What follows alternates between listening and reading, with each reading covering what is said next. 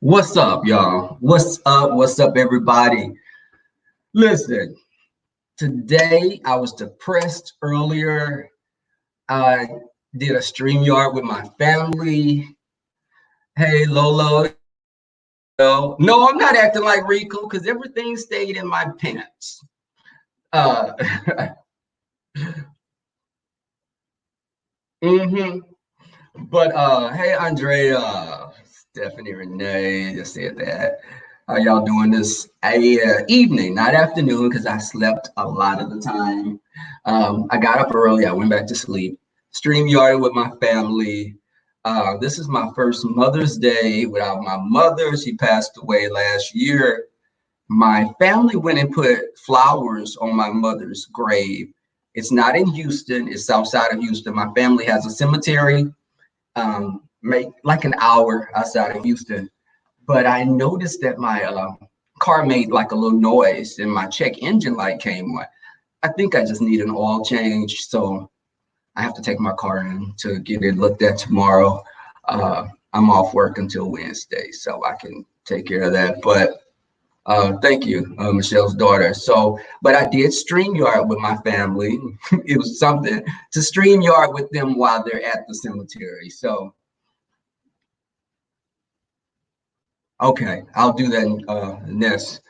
Um, but y'all, I had a good time last night, and people were worried about my safety because I went to the party.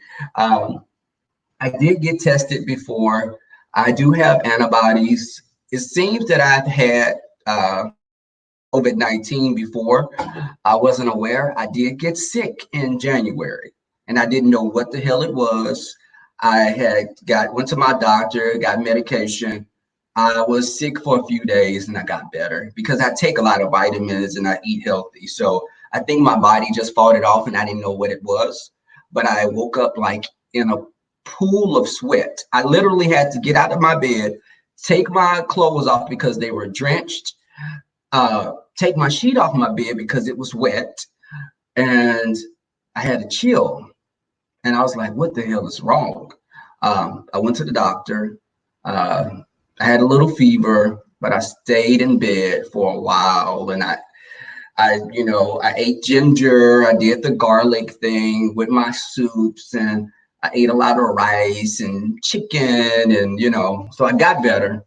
But again, was I practicing social distancing last night? No, I wasn't. But I feel like, you can do a test as well because there may be different strains that are mutating. You could do a test, and that's like to take a deep breath and, exhale. If there's no like constriction, if you can hold your breath like, take a deep breath. If you feel like your lungs are like under pressure, if there's some constriction, that could be a sign that you may, be going through a change of, oh, really, Andrea? I'm sorry to hear that as well. So it's definitely, it's something because you know what? It's like you can forget that they're not here. And it's like, if I wake up and be like, I need to ask her something or just let me, and I'll be like, damn, it just sinks in. But, me, my sister and brother laughed about a few things because my mother was one of the women that took crap off of no one. My mother and father have very different personalities. My father is very even natured. He's very easygoing. My father went to school for theology, but that's a different story altogether. But my father's even natured. I'm his gay son. He never identifies me as his gay son. He loves me unconditionally. My family was very embracing of me, especially my father, surprisingly. But my mother got along with people, but she was no one's pushover. Was like the girl in high school that would fight all the time and get in trouble. That was my mother. And the boys liked her because she was this little red girl. But hell, my mother was fighting like she was a little stud back then. She was a tomboy, had an afro with a pick in it, one of those picks with the iron, the little iron fingers. My mother would fight with that. Father, not so much. So it's funny when I come on here and people have tried to, come at me a certain kind of way because I think my demeanor offhand is like my father's because I'm a very pragmatic person. And I think before I act a lot of times, but people don't know I do have a temper and I don't ever like to go to that place with people because I got that from my mother. And it's not a positive thing, but sometimes you do have to snatch people by the lace front and drag them off the porch. Okay, I'm gonna call you right back. But that was you, Lolo. Let me see. Hey, you know what? Look, wait. Before you say anything else, I have you on speakerphone and I'm doing a video right now. I'm on YouTube and I have you on speakerphone. Are you leaving? Yes.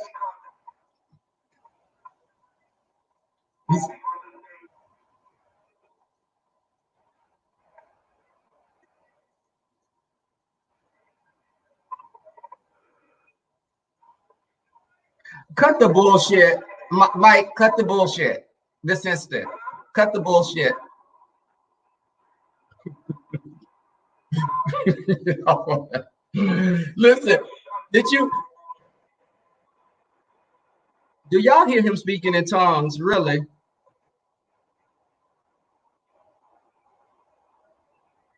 Are you on your way home?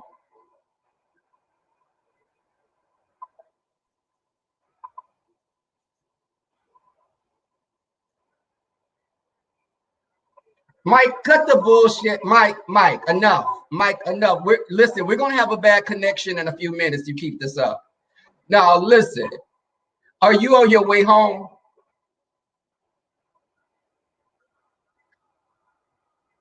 You know.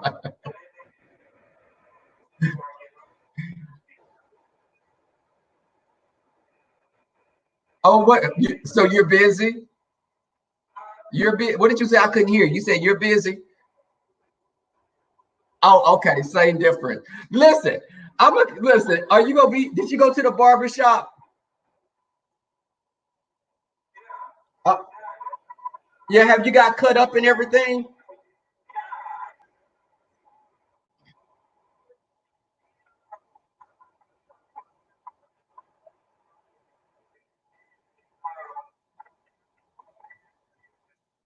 So, so you'll be able to when I do my video, you'll be able to come on.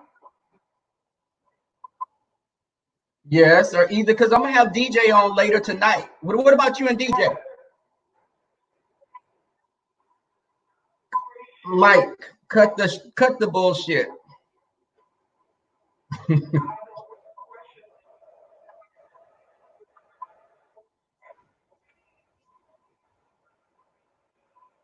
Tomorrow, okay. Call me tonight when you finish because I know you're probably going over a peace house. But we'll talk later. Bye. I love my friends, but some of them are crazy. You heard him praying, y'all heard him. Hey, Regina, Miss Regina, my friend is crazy. Yes, Mike he'll start acting like he's speaking in tongues, and people be really they think he's serious, and he just be pulling their legs. Um, but y'all, so thank you. I'm a big Prince fan. I told the story that when I was little, we stayed in Minneapolis for a couple of years. We moved quite a bit when I was younger, but um, I've always been a big Prince fan. When I was little, I would be singing his songs and not knowing that they were inappropriate, like Darling Nikki and Do Me Baby. And I was like about 9 or 10 years old, not knowing, what I was saying. But yeah, what are y'all saying? You do with Stephanie Renee. It's just, so I did go to the party, had a good time. And this guy there, his name, now, Micah was doing a lot on camera, y'all. If y'all see the video, Micah was licking his tongue out. Mike was doing everything. And he was a good sport. The guy was real cool. And when he got my phone number, he put it in his phone and my name popped up in his phone. I was like, okay, I remember we met at a bar like a year or two ago, but that nothing came of it. I didn't speak to him too much after that. So, you know how things tend to dissipate. But little Micah, he was just a trip. And he kept saying he stayed down the street. Y'all listen, I came straight home and I fell into a diabetic coma. Yes, Lynn T. I fell into a diabetic coma. This is one of my, Lynn T, this is one of my Amazon purchases. Everyone needs a little, it's not a tumbler. I forgot what the name that they call these, but it's made by Yeti. It's real durable. You can put your coffee in it. You can put your cold drinks, and it keeps them cold or hot. No, I don't have diabetes or conus. No, I was saying it figuratively. No, let me stop playing like that. But yes, this is very durable. And you can see I do like orange. So yes, it's orange. It's clay. The color is called clay. That was one of my purchases, Lynn. See, it wasn't that. Hey, just one and only though. I can't even tell. You know, it's funny because I don't see the mod things, but y'all, I did have a good time at the party. They had a lot of food and everything, and I don't really eat when I drink alcohol, and I just had a daiquiri. I didn't drink anything else. Contrary to popular belief, I am not an alcoholic. I'm probably like the lightest drinker out of all of my friends. I'm usually the designated driver. Uh,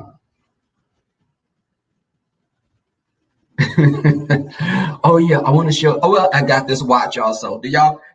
This is one of the watches I bought. Lynn, don't give me any flack, please.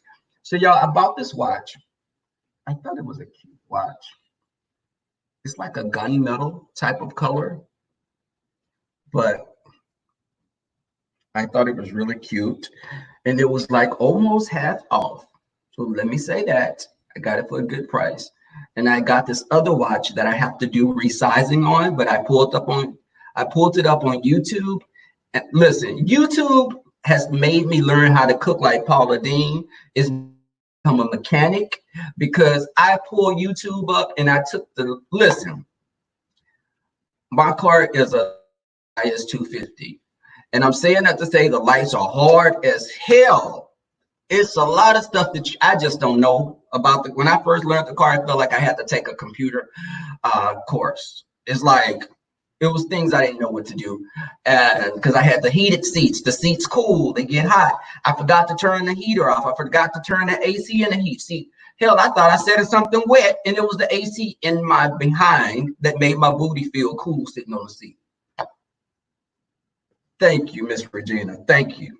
So I did order a few shirts on Amazon. I ordered this. I ordered a knife set. And let me show you, Lynn T, some of the things that I ordered.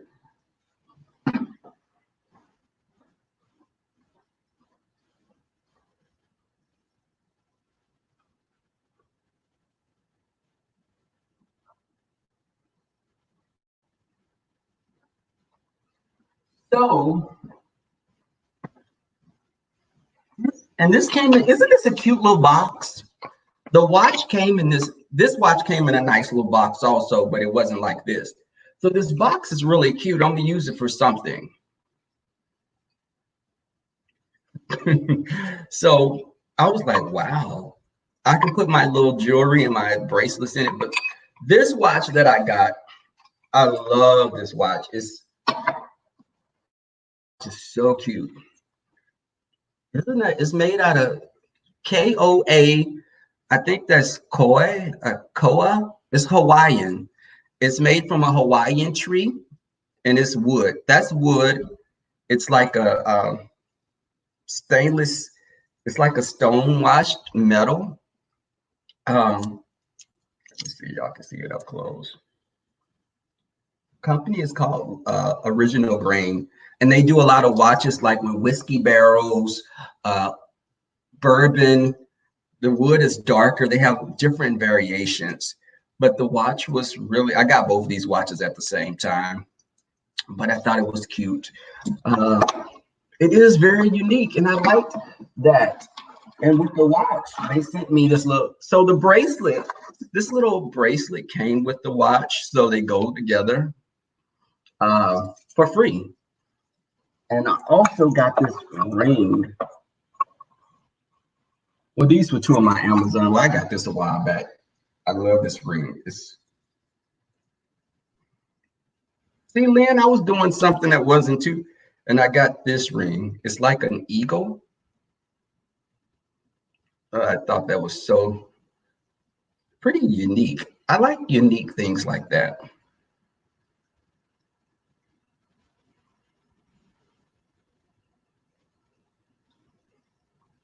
So, but I'm not getting anything for at least, Lynn, hear me, y'all, when I say this. I won't be buying anything on Amazon for the next month or two. I'm gonna push it. I'm restraining. I saw some nice belts. I got a knife set. I'm serious, Sarkonis. I'm not, because I was bored when I came home last night. I was laid in the bed, and then the devil started speaking. There was a little angel right here, and there was a devil and there was an angel right here, and they were both whispering in my ear, like, go on, Amazon, Amazon. Yes. So I did not go on Amazon. Checked my email. That was it. I wasn't buying anything else, So I've practiced a lot of restraint now.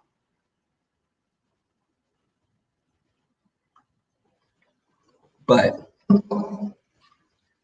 I had a good time, and my family's all together today. And I wanted to go, but since my car engine light came on, I think I just need an oil change, because when they changed my oil last, it was probably like about 5 months ago. But it told me I had up to 5,000 miles, because I have to put, what type of oil is that? The highest grade? What type of oil is that? It's right. I had to put premium oil in my car. So I stopped and got some at O'Reilly. I put it in my car. It may be some gas that I put in there that may have made the car have a little knocking sound, but I do need to get an oil change. I'm off work until Wednesday, so I'll get that taken care of tomorrow. Yeah, premium. Yeah, I have to put premium gas in my car. Um, I used to have a Kia and I had a Honda Civic. When I had the little Honda Civic and the Kia, my oil changes were like $24, $29. This car, my oil changes with a coupon they're usually like $80, sometimes 100. If I took it to the Lexus dealership, it would be well over $100, I'm sure. But I only have 2 years left on my car. I have 2 years left on my car, but I've been paying my car note ahead of time because I'm looking to buy me a condo. So I'm trying to clean my credit up. And you know what, y'all, we as black people, a lot of times we're not taught the importance of maintaining your credit. I was one of those people that I would be with a phone company like T-Mobile, and I would run my bill up and I'd be like, okay, let me go to Sprint. Okay, to hell with Sprint. Let me go to Verizon. So, yeah, Michelle said I have the I loved the body of the car. I love the look. I said I wanted that to be my next car. A lady hit me in my Kia and totaled my car. Y'all, I walked away with no scratches, but that car hit me and my car was crushed on the backside. The lady ran a light and I was on side of the bus, and she made a left turn and hit me because she didn't see me behind the bus. When she hit me, the car turned, my airbags deployed. It hit my face. I got out the car and I was just like walking around like, oh my God. I wasn't bleeding or anything. I was just in adrenaline was just pumping, and I didn't feel any pain or anything. And when the ambulance got there, they were like, are you okay? We're going to put you on. And I was like, no, I'll go myself. And I called my friends, I called my family.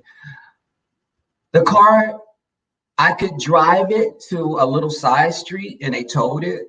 But the lady, she was from another country. She was barely speaking English. I don't know if she was Asian, but she was speaking broken English and her cell phone was still on. So I was like, you were on your phone talking, you wasn't paying attention. And she was like, I was paying. No, speak some English. At first, you act like you couldn't speak that much English. So, but the car was total. I had a little two-door Kia.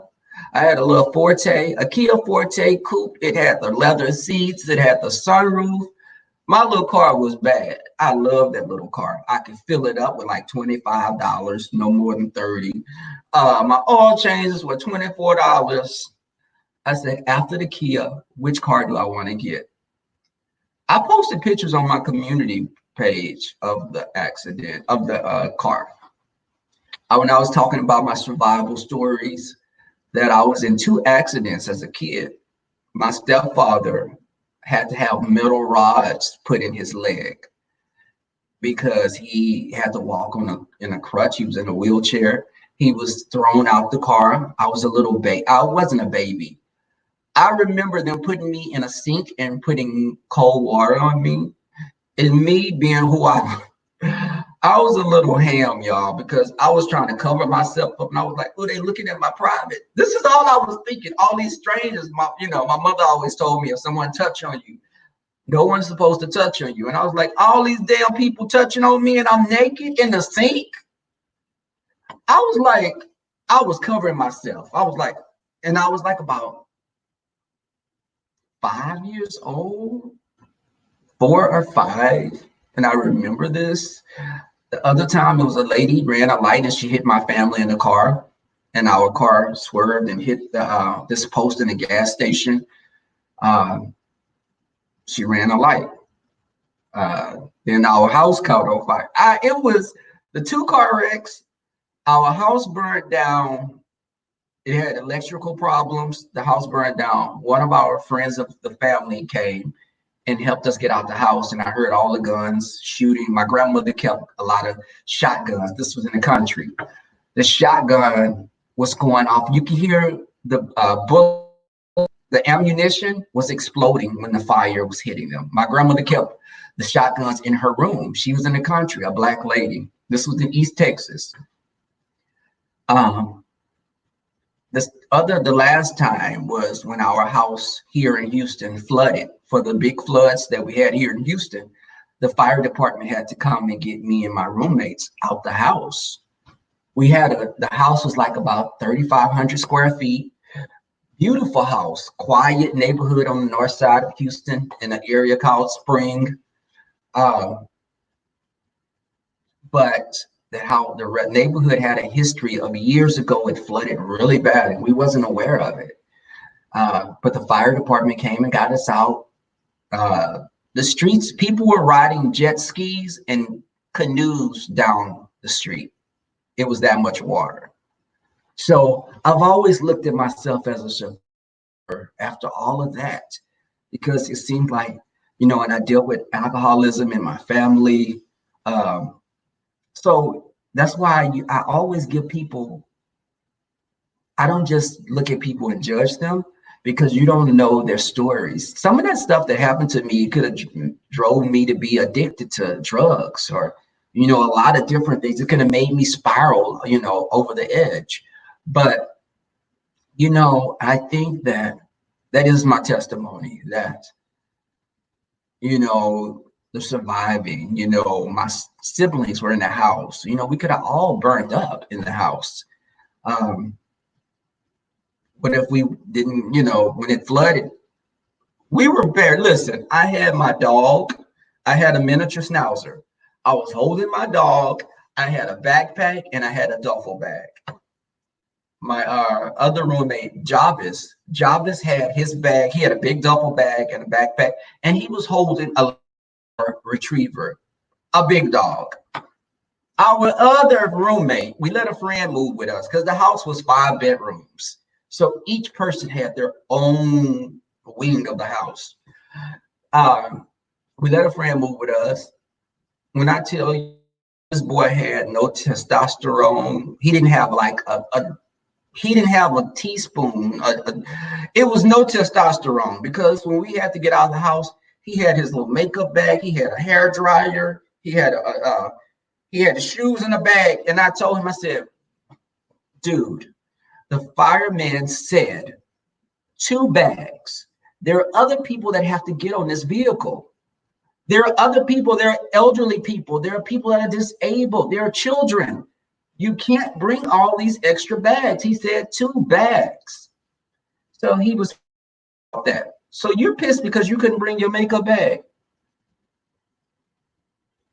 I wanted to strangle him, y'all. And Jarvis was looking at me. He was like, please don't say that. He said, no. But I told him, I said, Raheem, dude, you need to put some of them bags up. Grow a pair and put the bags up. He thought I was such a bee. He used to tell people that I was a bee because I would have to get, listen, I looked at him like a little brother, and he was doing a lot of stuff that younger gay people do. You know, he was looking for somebody that had money. He wanted to be a housewife. And I used to tell him, dude, don't depend on no man to take care of you. Have your own things, because when you're with them and they can call the shots, they can get pissed off and put you out anytime. What are you going to have? He put you out. What are you going to be able to walk away with? Jarvis, like the coffee. Jarvis wasn't like that. Jarvis was not like that, y'all. Jarvis was my roommate, and we're friends. Actually, I let Jarvis keep my miniature schnauzer.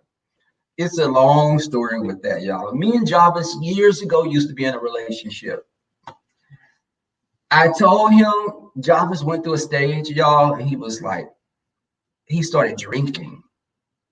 And that drinking took me back to when I was a kid, and I couldn't deal with the drinking. So I would tell him, dude, I can't be with someone that drinks like that. I grew up around, you know, people that were alcoholics in my family. I can't live like this. He wouldn't drink during the week, y'all. But then when Friday would come or Saturday, he would make up for the time that he didn't drink during the week to catch up on Friday or Saturday. So he would knock a bottle of something out. And when he was like Dr. Jekyll and Mr. Hyde.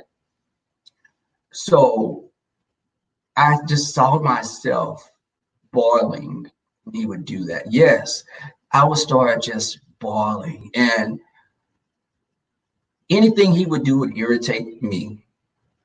Yes, the addiction. And I know y'all, and I tell y'all, so nobody could ever use this against me. I grew up around family members that had drinking problems, and I saw the ugly side of it. So Stephanie, yes, I grew up around that, and drinking, it was like Dr. Jekyll and Mr. Hyde. And I said, I never would be with someone like that. That's why as an adult, I've never been a person that drank, you know, because I didn't want to, I would drink wine, you know, and that would be the extent of it, because that bottle of, you saw the bottle of peach Crown that I showed you all when I went to Specs. I bought a bottle of peach.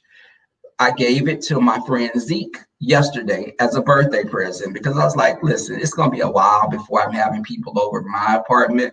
Let me give this to him as a birthday gift. So I gave him the bottle of Crown because I don't drink it. I just had it for guests. And I gave my friend BJ. Yeah, Michelle's talking about, I only drink Moscato. My favorite Moscato is Stella Rosa. Stella Rosa peach, black, mango, but damn, all of them. I don't really like apple or watermelon, because when wine starts getting into that type of territory, I don't really care for it like that. But I gave him the bottle, and I gave my friend BJ some socks, much like, well, you can't see these, but I'm gonna show y'all. I have these colorful socks that I wear like this, and they're pretty lively. And I think when I wear the socks that are brightly colored, it kind of makes my mood be a little uplifted, because they're funny. They're fun socks. So I bought a bag of like 12, I think. Hey, God is love. I bought him a bag of socks, but I hadn't seen him since we went to brunch, because I was going to give him the gift. And since everything went to hell in a handbag, I haven't seen him. So I gave him the socks last night, and he loved them. But when I dealt with the guy that was drinking, you know, I was told, okay, Jarvis and I were in a relationship. I sat Jarvis down one day after listen, he came in, I had to get up for work one morning, and he came in after going out with our friend Brett. and he was making a lot of noise. And I woke up and I asked him, Jarvis, I have to get up in the morning. I need you to be a little bit quiet and considerate. But keep in mind, we were in a relationship. Y'all, he was like, he shut the door to the room and he was talking noise, and he came back in the room talking noise.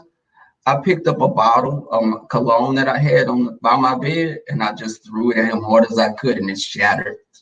It shattered the dresser had a mirror, and it shattered glass was all over. And of course, it was on his side of the bed.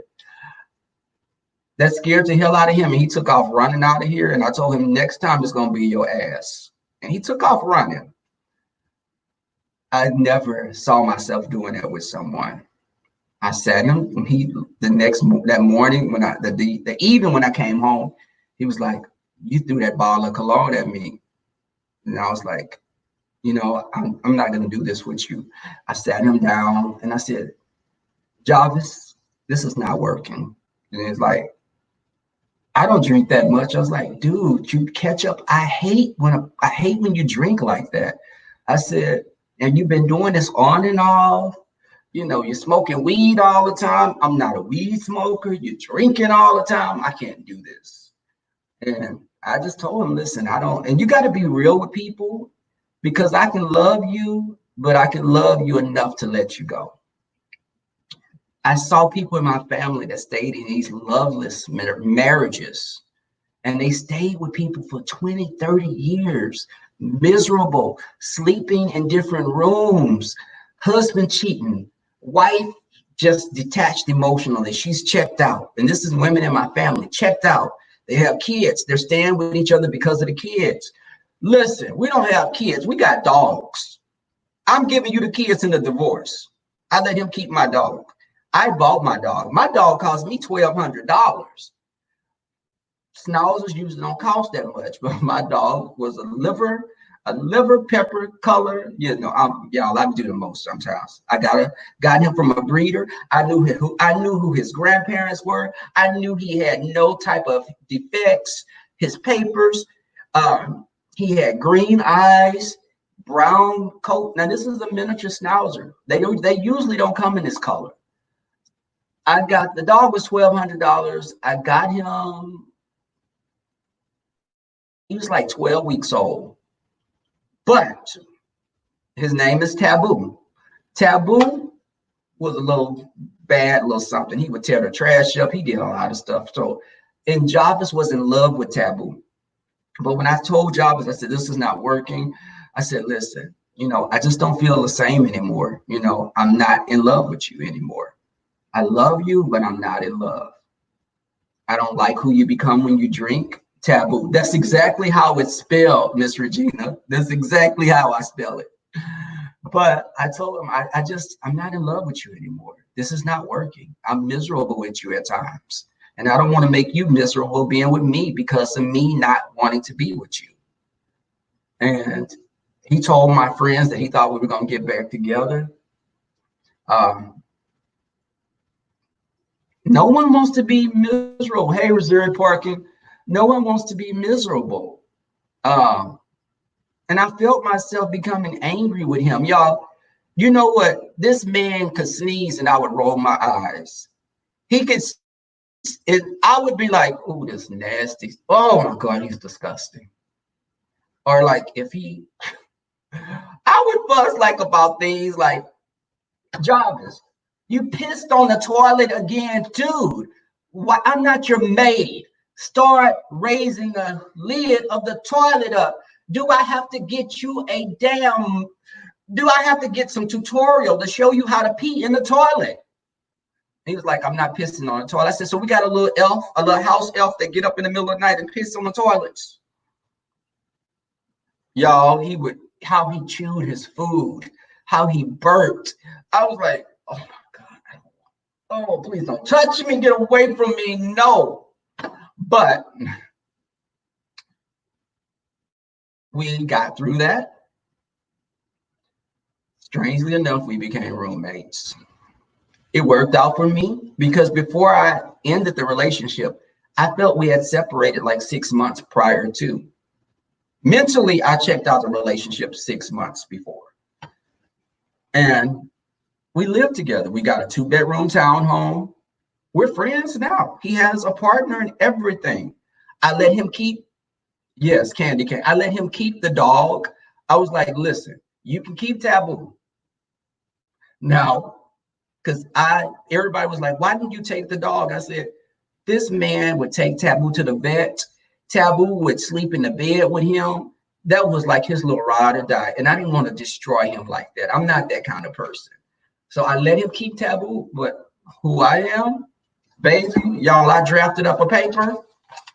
Yes, I did. I drafted up a paper. I said, I need you to sign this. You can read over it.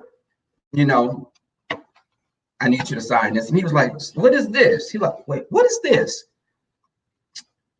I am, look, I am letting you keep Taboo. You'll be the sole owner of Taboo. You're responsible for taking him to the vet, to take him to the groomer. I'm relinquishing, my ownership of him. You can keep Taboo, but if you cannot take care of him, he comes back to me. He's not a mama. He's not going to no boyfriend, not your dad, your sister, no one but me. He said, are you really getting me to sign this? I said, hell yeah. If you don't sign, you can't get him. No, I need you to sign this. I made him sign it. I kept it. Y'all, I kept the paper. I made him sign it because I know he has a boyfriend. They had a dog. The dog was it was called Chewy. My ex stays like less than 5 miles away. So when he goes out of town or something, I will keep Taboo. I still see Taboo. Now, the ex had, when I went over there, this little mangy thing ran up to me. I was like, what the hell is this? I was about to kick it because I thought it was a rat or something. It ran out the door at me and it was friendly. So I didn't squash it. But it was a little furry. Y'all, I'm telling you, it was about big as my hand. It was like a pocket teacup chihuahua. I kid you not. A pocket. Now keep in mind, a chihuahua is already small and rodent-like. Now just imagine they've made something even smaller than it, and it had nerve enough to have some damn long hair on the damn dog. Long hair, and it was dragging like a damn fur coat. Because Jarvis is bad about taking the dogs to get them groomed. So this little raggedy thing ran the hell out. And it was being friendly because he opened the door and it just skittered out. It was like, and I raised up my foot and I swear to y'all, I was going to kick it or stomp on it. Because I didn't know if it was a damn wood rat or something, some type of little rodent. And it was wiggling. And y'all, it was named Chewy. It looked like a little Dachshund. It had a little long little body, like a little river otter, but it was small as hell. And it had long hair. So I don't know what kind of damn chihuahua it was because it wasn't built like a chihuahua. It was short legs, long body, a little squirrel-like face, and it was tiny. It was only like about 8 weeks. So it was a teacup chihuahua. I don't know where the hell they got that. Now, why the hell won't y'all just call it a chihuahua? A small chihuahua. Now, y'all had gay people. Oh, my God. My gay brothers. Do y'all got to be so extra? So he had the little teacup. It ran out. It ran out. And he told me the stories about the little damn thing obviously was tearing everything up around the house. And it ate something that got it sick. And, the little baby passed away. Because Jarvis wasn't watching it and his boyfriend wasn't watching it. And Chewy, it was friendly. Too small for me. But, there's something like that. I might roll over and crush the damn thing in the bed. No. Yes, Miss Regina, poor doggy. It was cute. But, I mean, when you really looked at it, it was cute. But from, at first glance, it was ugly. But it had a cute face. It was potential. But it had long hair like a Shih Tzu. It had long hair like a Shih Tzu. It looked like a little porcupine or something. It was weird. But I told him, Jarvis, you will give me Taboo back if you can't take care of him. And he signed the paper. I got the paper in my closet right now in my little storage box. And he takes good care of Johnny. See, they didn't take good care of the new dog because that was his boyfriend's dog. But Taboo was spoiled. Y'all, Taboo, when I first got him, he was chewing my underwear up. He would turn, and you know what? I was so mad at him. I almost just took him to the SPCA to be adopted. Somebody would have snatched him up. But he didn't like chewing on cheap underwear. He would chew on designer underwear and cute socks that I paid money for. He wouldn't chew on the plain white socks. His little behind liked to chew on the colorful fun socks. I think stuff that had my scent on it made him want to get it. So he would get the stuff and I'd be pissed off. Okay, Miss B-Town. He would be chewing on my stuff, and he was a cute little. If y'all saw him, I posted a picture on. I'm gonna post another picture, y'all, on my community board. Taboo, beautiful. This dog is so pretty. He has striking green eyes. He has his little goatee. He's feisty. He's friendly. He doesn't bite anyone. He just runs up to people. Now he barks the hell up. He barks. This dog could hear a leaf hit the window, he would bark. He would bark at everything. I've always liked miniature schnauzers. I'm in the process of looking at, thank you, Michelle's daughter. I have a lot of little story times, y'all. I love the miniature schnauzers. I'm looking to get another dog. I was looking at the Shibu Inus, and I was looking at the Vizslas. I was looking at the Australian cattle dogs. So I like different breeds. People were like, why don't you get a French bulldog or get a pug or get the old English bulldog, which is the little fat bulldog, the bulldog with the little brown head.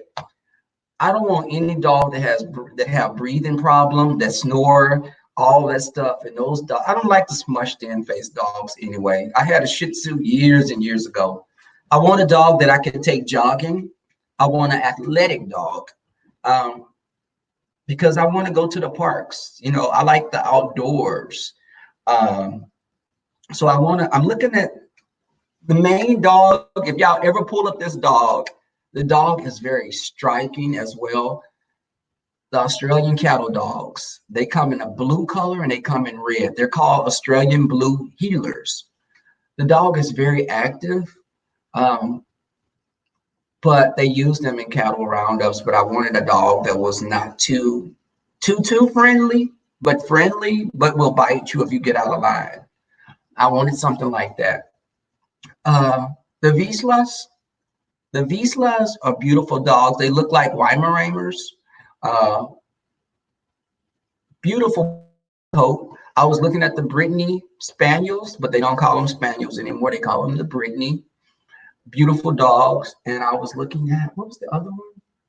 The Shibu Inu, the Vizsla, Australian cattle dog.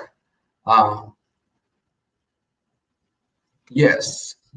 I want to get a dog. I'm not a cat person. I've had cats before. I don't want anything that can jump on my countertops and lick on food, you know. And cat hair tends to be everywhere unless you get the cats with the bald cats. I could use that in a joke, but I'm being good. I looked at a lot of different dogs, but I don't want anything that's shedding all over the house. I want something that's smart. And the Australian cattle dog ranks like number 10 out of the smartest dogs, up there with like the border collies, the German shepherds, the poodles.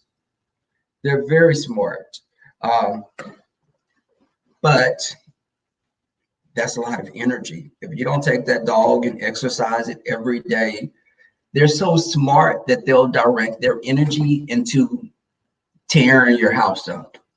I don't want to come home and the couch is shredded because The Labradoodles, hey, truth and reason. The Labradoodles don't shed because they're hypoallergenic because of the poodle breed. A lot of people are breeding poodles with other dogs because of them not shedding. And cats are okay, but to me, cats are very they only come when they want something. Uh I don't want anything.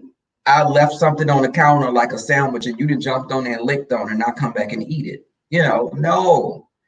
I've always been an animal person, y'all. As I told the story, I've had ferrets, I had pygmy hedgehogs, I've had guinea pigs, I've had rabbits, hamsters. I said that. Uh, I've always had fish. What do you have? Truth and reason. You have one?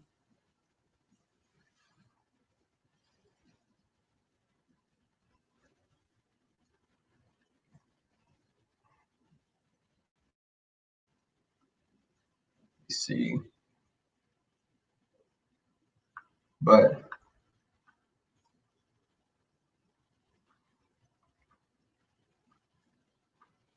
I think that you want me a dog because I like dogs.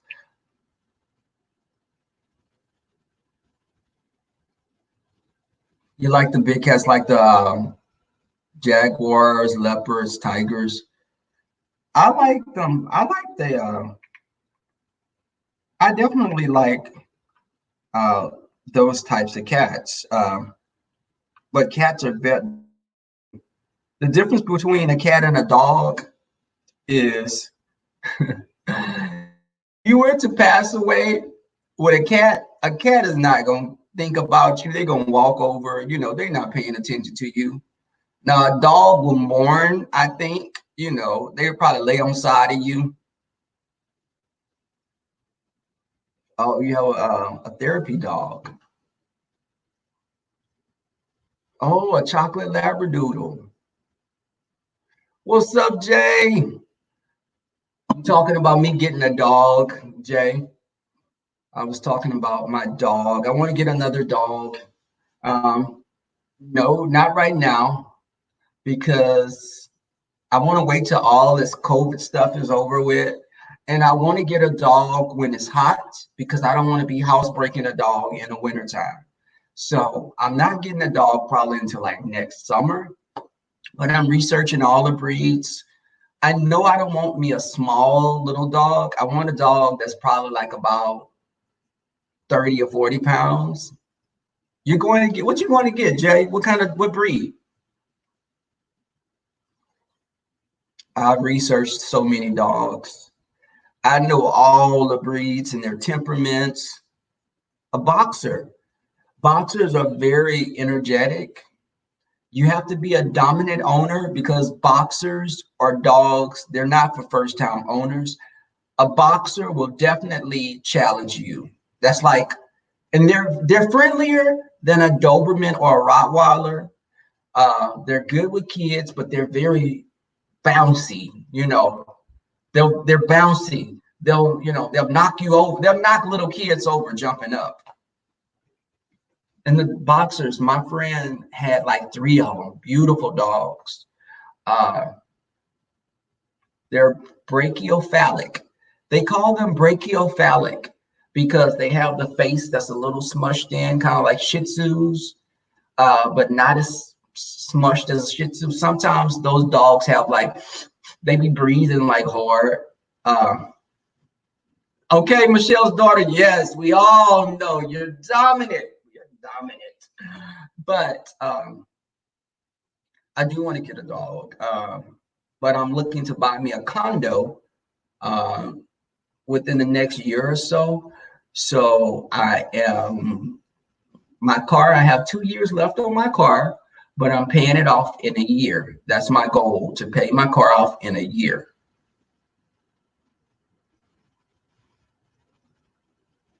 You just gotta, yeah.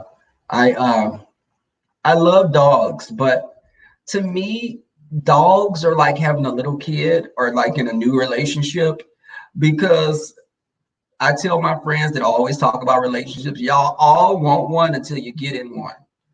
Dogs are cute when they're little puppies, but when you gotta take them out every few hours, and I'm gonna have to get someone, I'm gonna have to pay someone to come and walk the dog while I'm at work. Um, my dog, when I had Taboo, y'all, when I tell y'all Taboo was turning the trash over in the kitchen, he, I was in the bed, y'all, and I heard him whimpering when I first got him. I brought him home. He was the cutest little thing. He looked like a little caterpillar. He had like a little fluffy face. Little did I know that was a little demon. He was masquerading as a puppy. But that little thing, y'all, he was in the bed. This little sucker took a crap on the bed. He took a crap on the bed because, oh, y'all, that was my jack. My jack just went off. I'm just playing.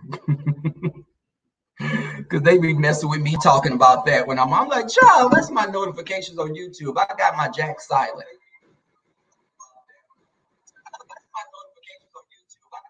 Okay, I don't want to hear my voice like that.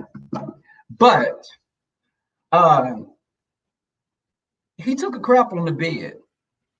I don't know why he was whimpering.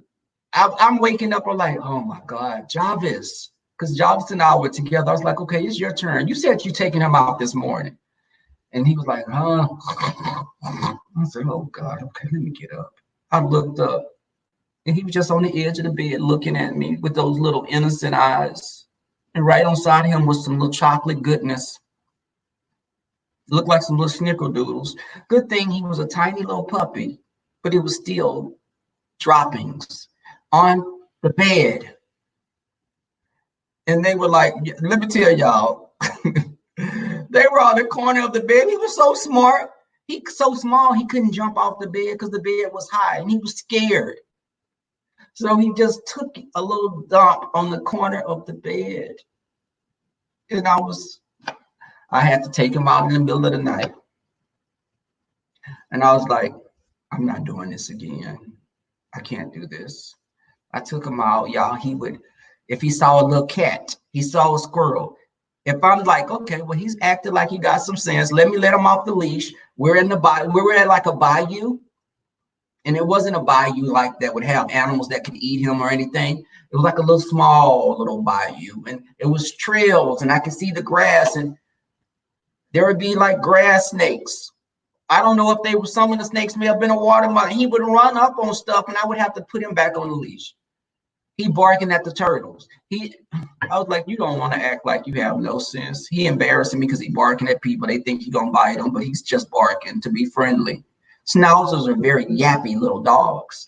So he would bark and then he would run up for you to pick him up. Everybody was his friend. So I did let Jarvis keep Taboo. Oh, you got a Yorkshire Terrier.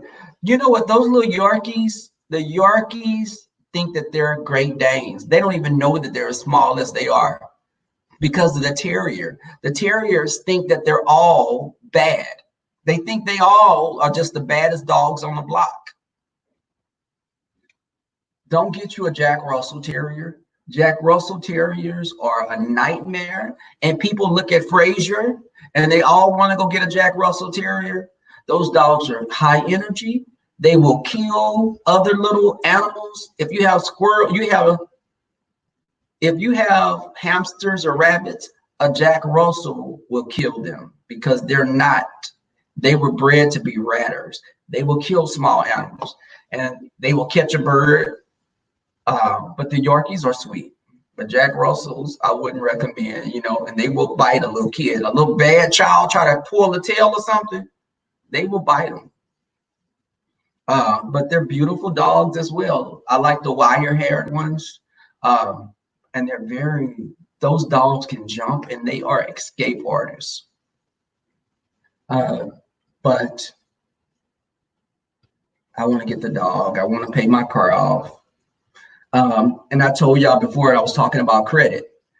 We are not raised as Black people. We don't teach our kids about maintaining good credit. And the things before, messed my credit up, and I got my credit back on track when I bought my car. You know, I went in there, I practically had to put nothing down on my car. Um, what's up, Captivating? What's up, Cap? So I put much down on my car. Now I just have 2 years left on it. I'm paying my other things off. Jay, are you still here? I was showing I was showing him earlier this watch that I got. This is one of my purchases off of Amazon. Isn't this a pretty unique looking watch? Of course, I got it. It was too big, y'all. Look at the watch. I put it on, and it's like hanging. So I went on YouTube and I learned how to take the little pins off. So I'm gonna resize my watch myself. Instead of I'm taking the watch to a watch place and they charged me like $15 to do it. I was like, why the hell did I do that when I could have went on YouTube? So the watch is very, doesn't it? It's made out of wood from Hawaii. The company, check out this company, Brother Jay, Captivating, any of the guys or women, because they have women watches as well. The company is called Original Grain. They have beautiful, the watches are made from like whiskey barrels, bourbon, very sleek. But I thought the wood is wood from a tree called the koa, I think. Koa. It's Koa, and it's a Hawaiian tree. But I love how that wood on there looks. And that's the comp. Well, y'all can't see the name, but I thought it was so cute. I love watches. I'm not getting any more watches, I told them. But again, the company is called Original Grain. They have women's watches, such a wide array in the watch. It came in this cute little box, y'all. I was showing them earlier. Now, who sends you something in a box like this? It had like some pretty packaging, and it has Original Grain on it. And I thought I could use this as a little jewelry box. I think I'm going to stain the wood. I'm going to stain a little project to keep my little bracelets and stuff in. I already have like a box with a dream catcher on the front that I put like my necklaces and stuff in. I think I'll put like my bracelets in that. Yes, you're welcome. Also, I was going to tell the ladies, I said it earlier when I was in my car, I think. But again, happy Mother's Day as well to all of you. And some of you, my condolences for those that have, lost their mothers, and you're still dealing with that now. Sometimes, it's hard to just, this is Mother's Day and you have to grasp that, your mother's no longer here. My heart goes out to those people. But see, yeah, I'm listening. It's funny when I'm looking at myself on my phone. It's like a delay kind of. But my friends, I showed my friend my little holder from, okay, this is Amazon. No, this isn't Amazon. Lynn T. I got this from Walmart. I ordered this from Walmart. Isn't this the cutest little thing? It's like a holder for my phone. And you could position it all these different ways. You can do it straight up. You could put like your tablet on it. And when I'm, thank you, definitely. So when I'm doing my videos, sometimes I have that. I looked at my charging. I looked at what I've spent on Amazon, and yeah, I spent some money on Amazon, and I'm not doing anything for a month or two. Like I said earlier, I don't need anything. Oh, y'all, let me show. This was my last purchase. I'm gonna show y'all this. This was it. No, Lynn T, that was it. I'm not. This was my last purchase. This was the last thing I got off of Amazon. It's not a tumbler, but it's another name they call it. For my drinks. It's from a company called Yeti. It's very durable. It's dishwasher safe. It keeps your liquids cold or hot for hours and hours. And I like, of course, the color, which is called clay, which is just an orange, a variation of orange. But this was something else I bought, y'all. That's it, Lynn. I'm not buying anything else. 2 months. I'm gonna say 2 months because I don't need anything else. But let me show y'all this. This is the last thing I bought.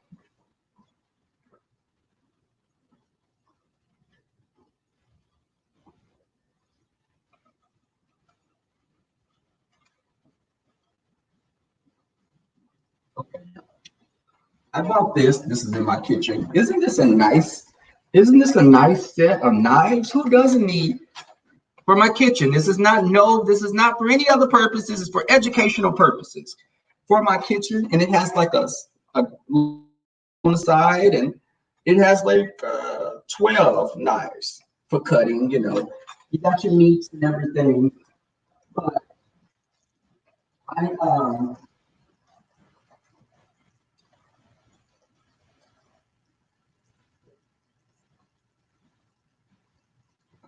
I got the knife set because I broke my knives.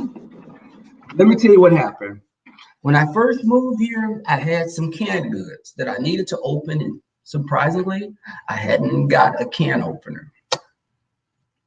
So what did I do? I used one of my good knives. The knife chipped. I was pissed. Okay, I did that a few times with that knife. So I just didn't even want the set anymore. I had like 5 of them, and I just put them in a drawer. Those knives are put out of my eyesight. I don't even want to look at them. Uh, so I'll use those knives like if we go fishing or something, and I'll just use those as secondary knives. Yes, Heavy Bear. But I do like the knife set because it came with it has a pizza knife, all the different vegetable knives, meat knives. And I got it for like, I think it was like 39 or $40. Um, and this was the watch that I bought also. I showed y'all this. This I got with that watch. Lynn, yes, I know it's another watch, but it's a different color, Lynn. I bought a can opener from Walmart, but I got this watch from a Vincero. I love that it has the dark gunmetal color. Um, it's very sleek. So, I like grays. What, Lanty? What's she gonna say now? I'm not buying anything else. I got my watches, I got necklaces, I got rings. I don't need anything else. I got too many socks. I don't need anything. Yeah, you like watches, captivating. I love types of watches. And I like different bracelets. Like when I bought okay, I thought that other one was in here. But I was showing them this watch right here. I mean, not this watch. I was showing this ring that I bought from Amazon. It's an eagle, and look how uh, I thought it's very distinct. I feel like Green Lantern with this ring. Hey, Sunshine. My friend DJ will be coming on live with me tonight. I have to hit them up, DJ and a couple of more people. I'm gonna look and make sure, my other people that I support are not on. But I didn't go to my family had a barbecue today. And when I tell you my family had masks, they all had masks that weren't on. Listen, I was at a party last night. I told you I had tested before. I tested with the antibodies. I've had COVID obviously before, and I wasn't aware of it. I got sick in January. I was sick in January, but I thought it was just a bad. I thought I had the flu. I went to my doctor. He gave me meds. I was in. I was out of commission for like about 3 or 4 days, so I wasn't coming online or anything. But again, mutations do arise. So I'm going to practice more social distancing because, yes, I was around a lot of people. But again, they do like self-tests that you could take. Like, you take a deep breath, you exhale, it's like you're testing your lung capacity. If you feel like there's a pressure or some type of obstruction, that's like the beginning stages because that's just take your vitamins, drink your orange juice, take things that in your body build up a defense system. Eat greens, drink pomegranate juice, put ginger in some of your tea, garlic. All those things help your immune system. I made spaghetti, I put garlic in it. I do soups or stuff like, chicken with rice soup. I add garlic powder or, I cut up some garlic cloves. So I do stuff like that. And I take my vitamins. I take my B12, my vitamin C, cashew. I need to get some, I have my beet juice, which is disgusting. When I made my smoothies and I put the beet juice in it, I was like, I can't do that. It has an earthy taste to it. Like it's very, I don't know. It's in my pantry now. I had 2 things of it. Hey, chocolate Capricorn. So the beet juice, you can put it in your smoothies. Spinach. I buy the big thing of spinach, like the salad type, when you buy it from the store. And I pre-package it in Ziploc bags and I put it in the freezer. So when I make my smoothies, I used to spinach. I love spinach. So,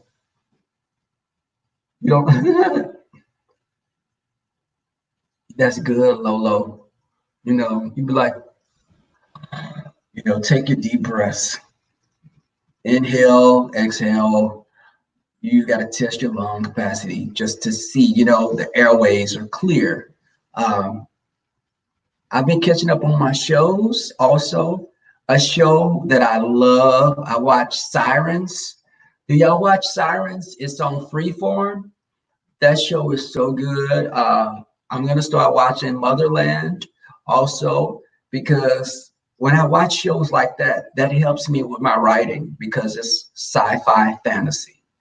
And that's what my writing is along those lines. And I did some writing as well.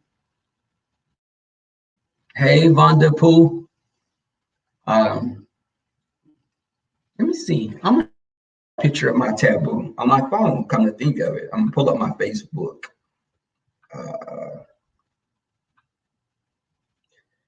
And you know what? I'm getting tired of these guys from Nigeria hitting me up. If I get another Nigerian prince, I'm going to go crazy. Hey, beautiful. Or they call you like, I didn't give you permission to call me on Messenger. What the hell are you doing? The damn green card. I'm not interested. Now you telling me I'm beautiful and you told somebody that was 5'1" and 400 pounds he was beautiful. Stop playing. I'm going to show y'all this.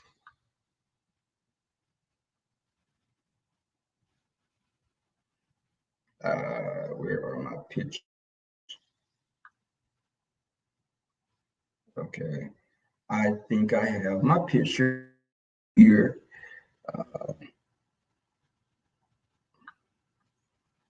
My little dog, I had profile pictures. Okay.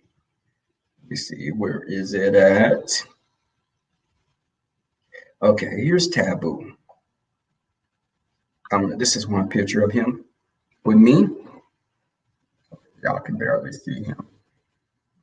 It's too bright. No, this is too. I gotta another picture. He was a little. Y'all.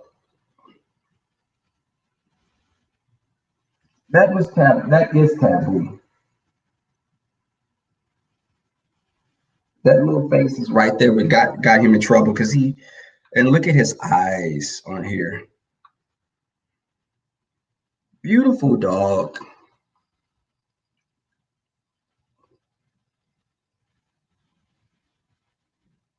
Try not to show too much. Y'all be looking at every little thing. I don't care. They be trying to. They'll be hitting me up on my Facebook and gonna get blocked if you try it. Let me see. I had a picture of him standing up. This is him like after he had tore up something.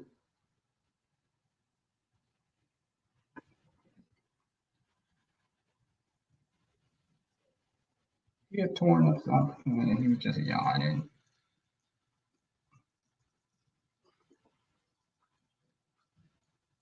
Where was I wanted to get a picture of him standing up in this field. Okay, this is the picture of his little coat. He was so when he was cut up and everything. This is him after I took him to the groomer.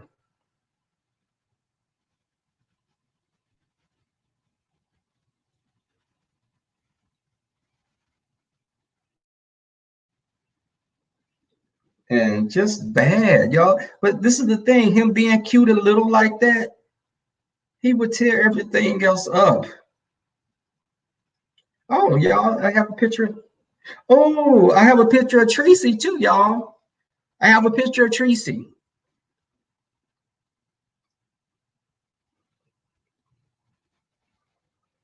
Look at the thing on her forehead. She had it even back then.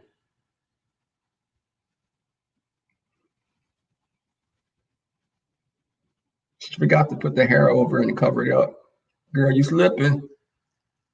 Pissed off about something. I think this is when she had broke up with the guy from Great Clips, where he broke up with her. Um, I miss her. Okay, y'all, let me stop. Damn it, I said that was gonna be good.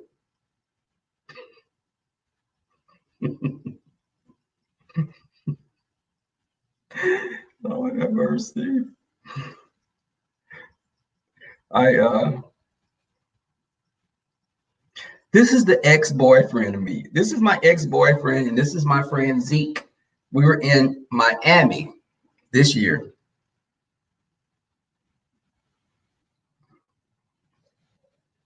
The ex-boyfriend is the one that's taller than me. And that's my friend Zeke, that whose house I was at yesterday. This picture was like about 9 years ago. It was about not 10 years ago. My God, how time flies. Uh,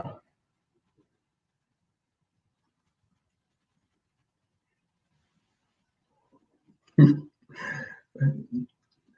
was some homegirls of mine at the beach. It doesn't it look like I did there's an app on my phone and I made it into that. You know, you can do the different little specialty stuff.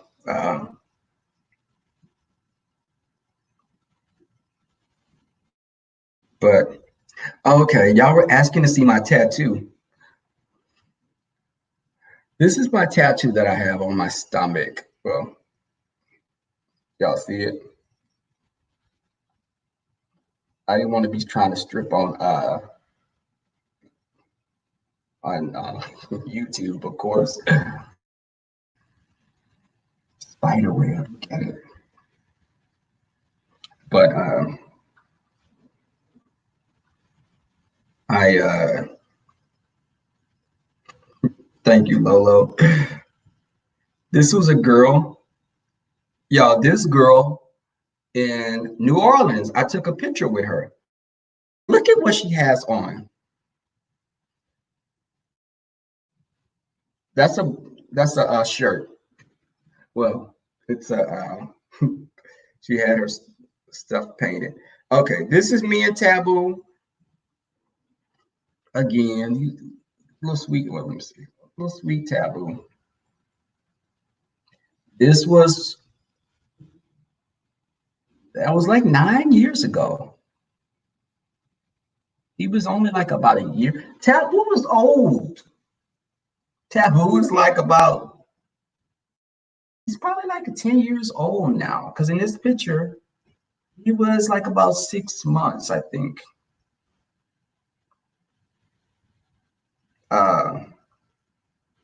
So I was rock climbing. This is me and an ex. We were well, can y'all see that? We were rock climbing. You see, I was beating him bad. That wall was probably like about 100 feet. It was about 100 feet off the ground, and somebody was down taking pictures of us. Oh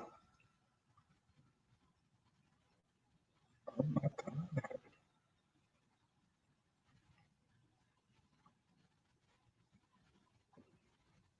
This picture is so old. This picture was in 2012. Yeah, this was me in 2012. I was a little baby. 2012. Do I still look the same? More hair on my face. But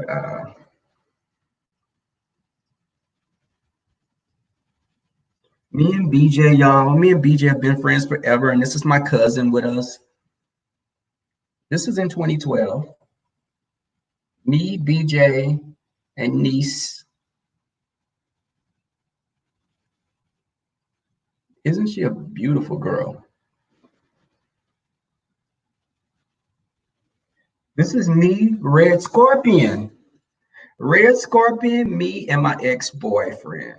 We were at this party for New Year's Eve. Yeah, we were together. That's Red Scorpion. That be on here in the chat room. My friend that be giving me the blues sometimes with the glasses on, and my ex is sitting on side of me.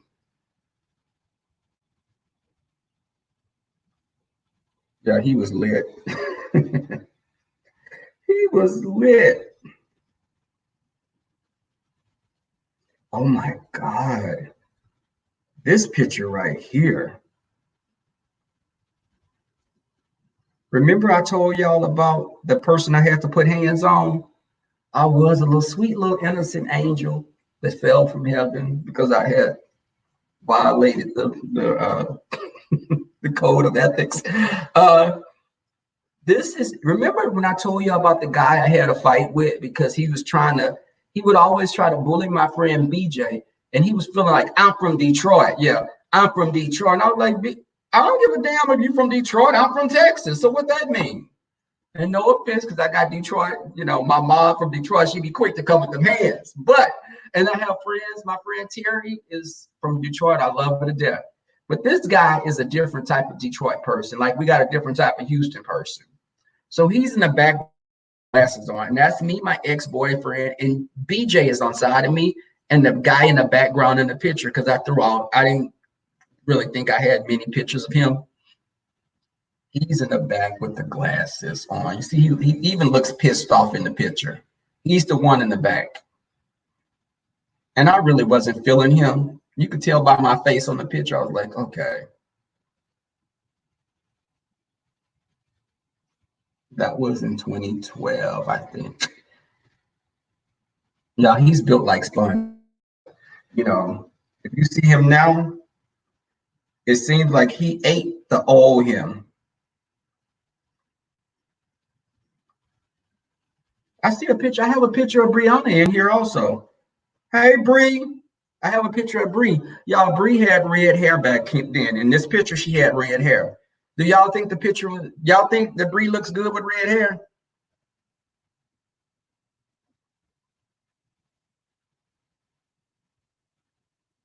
She was looking, I think she was trying to give Janet Jackson I Get Lonely. I thought she looked like some type of a Fraggle or some type of Jim Henson creation.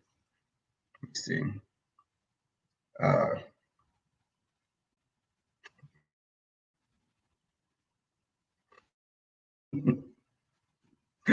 Man, y'all be cheering me on. I be doing so much sometimes. I know it. I do know it. Y'all pray for me that I don't dread.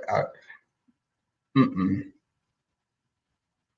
Uh, there was another picture I want to show y'all. This is the picture of me and my mother. The X is in the picture too, but I kind of X'd him out the picture. Let me see. I think he's in one of these pictures. I don't like that, but me and my mother,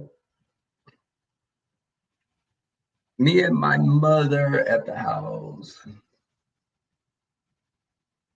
What y'all see? My mother was just uh my ex is on the side, but I kind of cropped him out of the picture because I didn't want people seeing that. Uh, but we're good now. And I was just giving a cold and smile in that picture. Oh, I have another picture of Tracy. Y'all are getting some candy right now. Y'all are getting all the jewels. Here's another picture of Tracy. Tracy went with green hair this time. Thank you, Miss V. Tracy went with green hair this time. She had a bathing suit on. I like that color though. What do y'all think? The bathing suit? No, yeah. What you think? Can y'all see it? Is it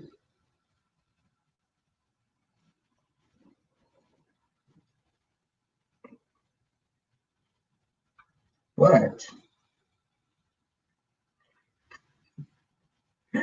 This was me in San this was me in San Antonio.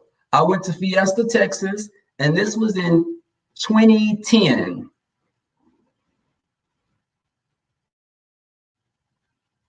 Fiesta, Texas. Me and an ex worked together then. I had another.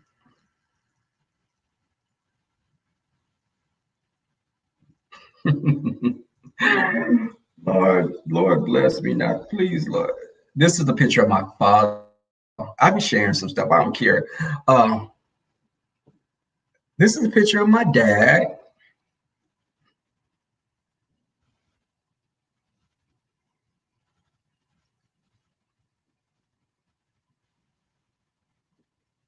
My dad, he's the latest man, baby. Papa felt like you. My dad was like, okay, what? Um, uh, y'all, I was like, oh my God. Oh, this is a picture of me, my ex, and this is me, my ex. Yes, thank you. This is people always told me I look like my mother, but when I got older and I go around my father's family, they say I look like him. It's something like with guys. When we're younger, we tend to look more like mothers because we have softer features. But when we're developing more testosterone and we're, becoming more masculine, our features tend to kind of get more like our father. This is me. This is DJ and my ex, and this was in 20, it was 2011. No, it was probably 10. That's me, the ex, and DJ. We're at a club, but can y'all see it? See my ex, y'all, he's licking his tongue out. Just was look at DJ. Doesn't he like a little baby?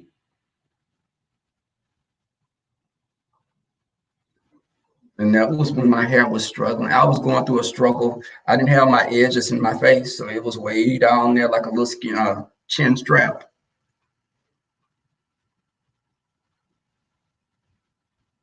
Um, I took this picture in This was like 8 years ago in Atlanta.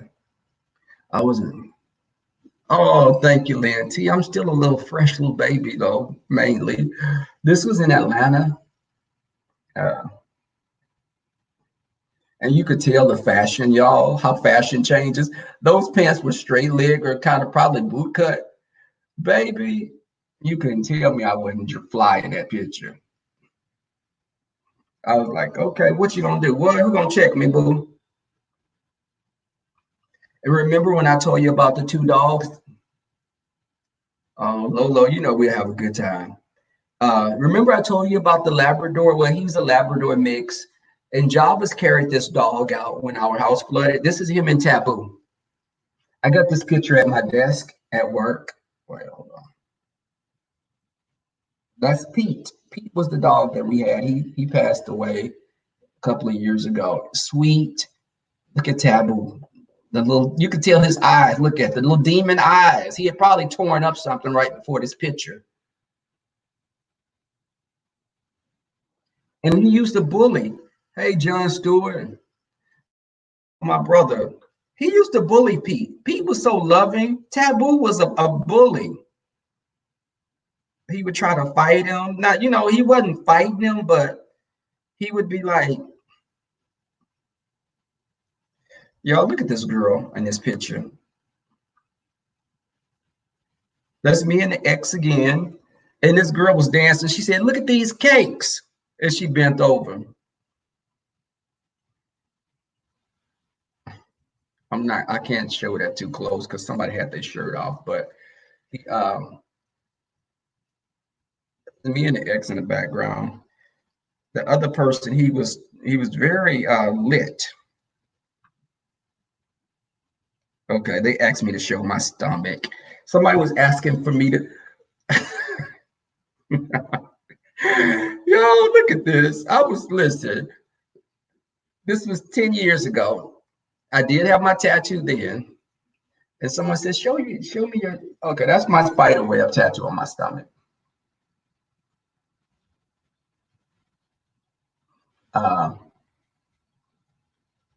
Notice that I didn't have my tattoo on my arm then.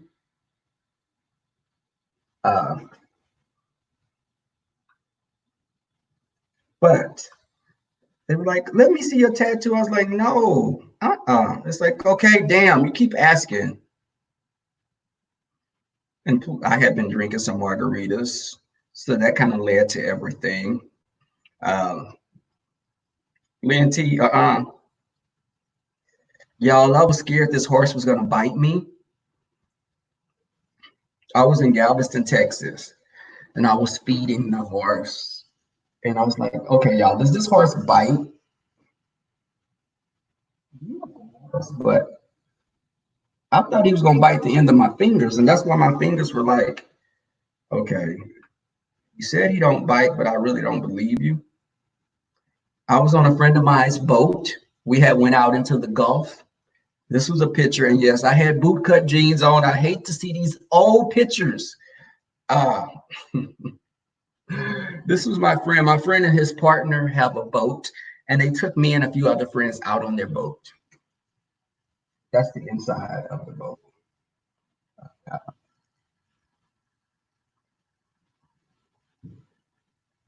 I was like, I had my Panama Jack. This was in 2007. Oh my God. Yes, 2007 is when I took this picture.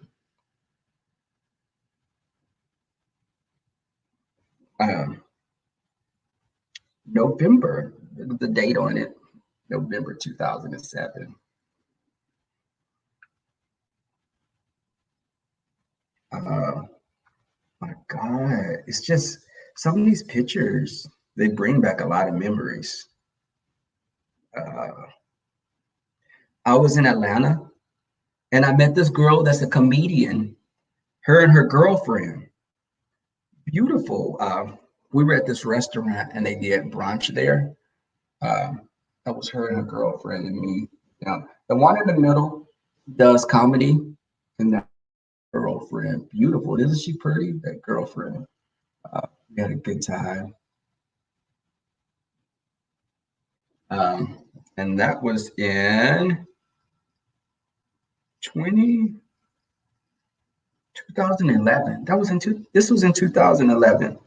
She gave me all her information to keep in touch with her. I was bad about that. I must admit uh, that it's hard for me to keep in touch with people sometimes. And you know what, y'all? Let me say this. Okay, you know what? It's hard to keep in touch, and I've noticed even like with my subscribers that I'm developing friendships with and getting to know, I don't want y'all to ever feel if I have your phone number and I talk with you sometimes, it's hard to keep in contact with people. I have to make myself be consciously aware of it because I have close friends I've known for years and they be complaining because they be like, well, I'm glad you're still alive. You know, I haven't talked to you in months. You know, a lot of my close friends that are female, I tend to not talk to as much as I do my male friends because I hang around my male friends more that are, you know, part of my community as opposed to my female friends. I've known some of them longer than I've known the male friends, and I look at them like family. Um, this is my friend, y'all. I have close friends of different races, and people be shocked. My friend right here is so beautiful. She asked me, you know, she was like, I'm glad you're still alive. Because right now I love this colored hair on her. I've known her for like 20 years. She's from El Salvador. Salvador, I'm sorry. Beautiful. I love the hair on her. Um, she's one of my closest friends, and such a sweetheart. Um, and I do need to do better, Stephanie. You know, and I think that the larger that my platform grows, it's like the people that I'm friends with now, and I'm, you know, becoming friends with, it's gonna be harder to get new friends a lot of times because, you know, I can be friendly, you know, I'm friendly generally to people anyway, but like my friends like DJ, BJ, Zeke, Micah, my friend Mike, all these are close friends of mine. And then I got my female friends, like my friend Wendy and my friend Sharon and my friend Laura, Lynn, all of these female friends I've had for 15 years. Some of them I've known since I was in junior high. So it's harder because they're straight women. So a lot of some things I don't talk about with them that I can talk about with my gay friends. Um, but my friends, I do, they tell me we could talk about anything, but I don't feel comfortable talking to them about sex or, you know, my friends don't know what I do in the bedroom. They just know I'm a gay man. How do you think they would understand about, like, said I was upside down against a wall or something, you know, that kind of stuff. They, you know, I don't want to make their hair turn gray, but my sister posted a picture of my mother. See, these people be doing the most on Facebook.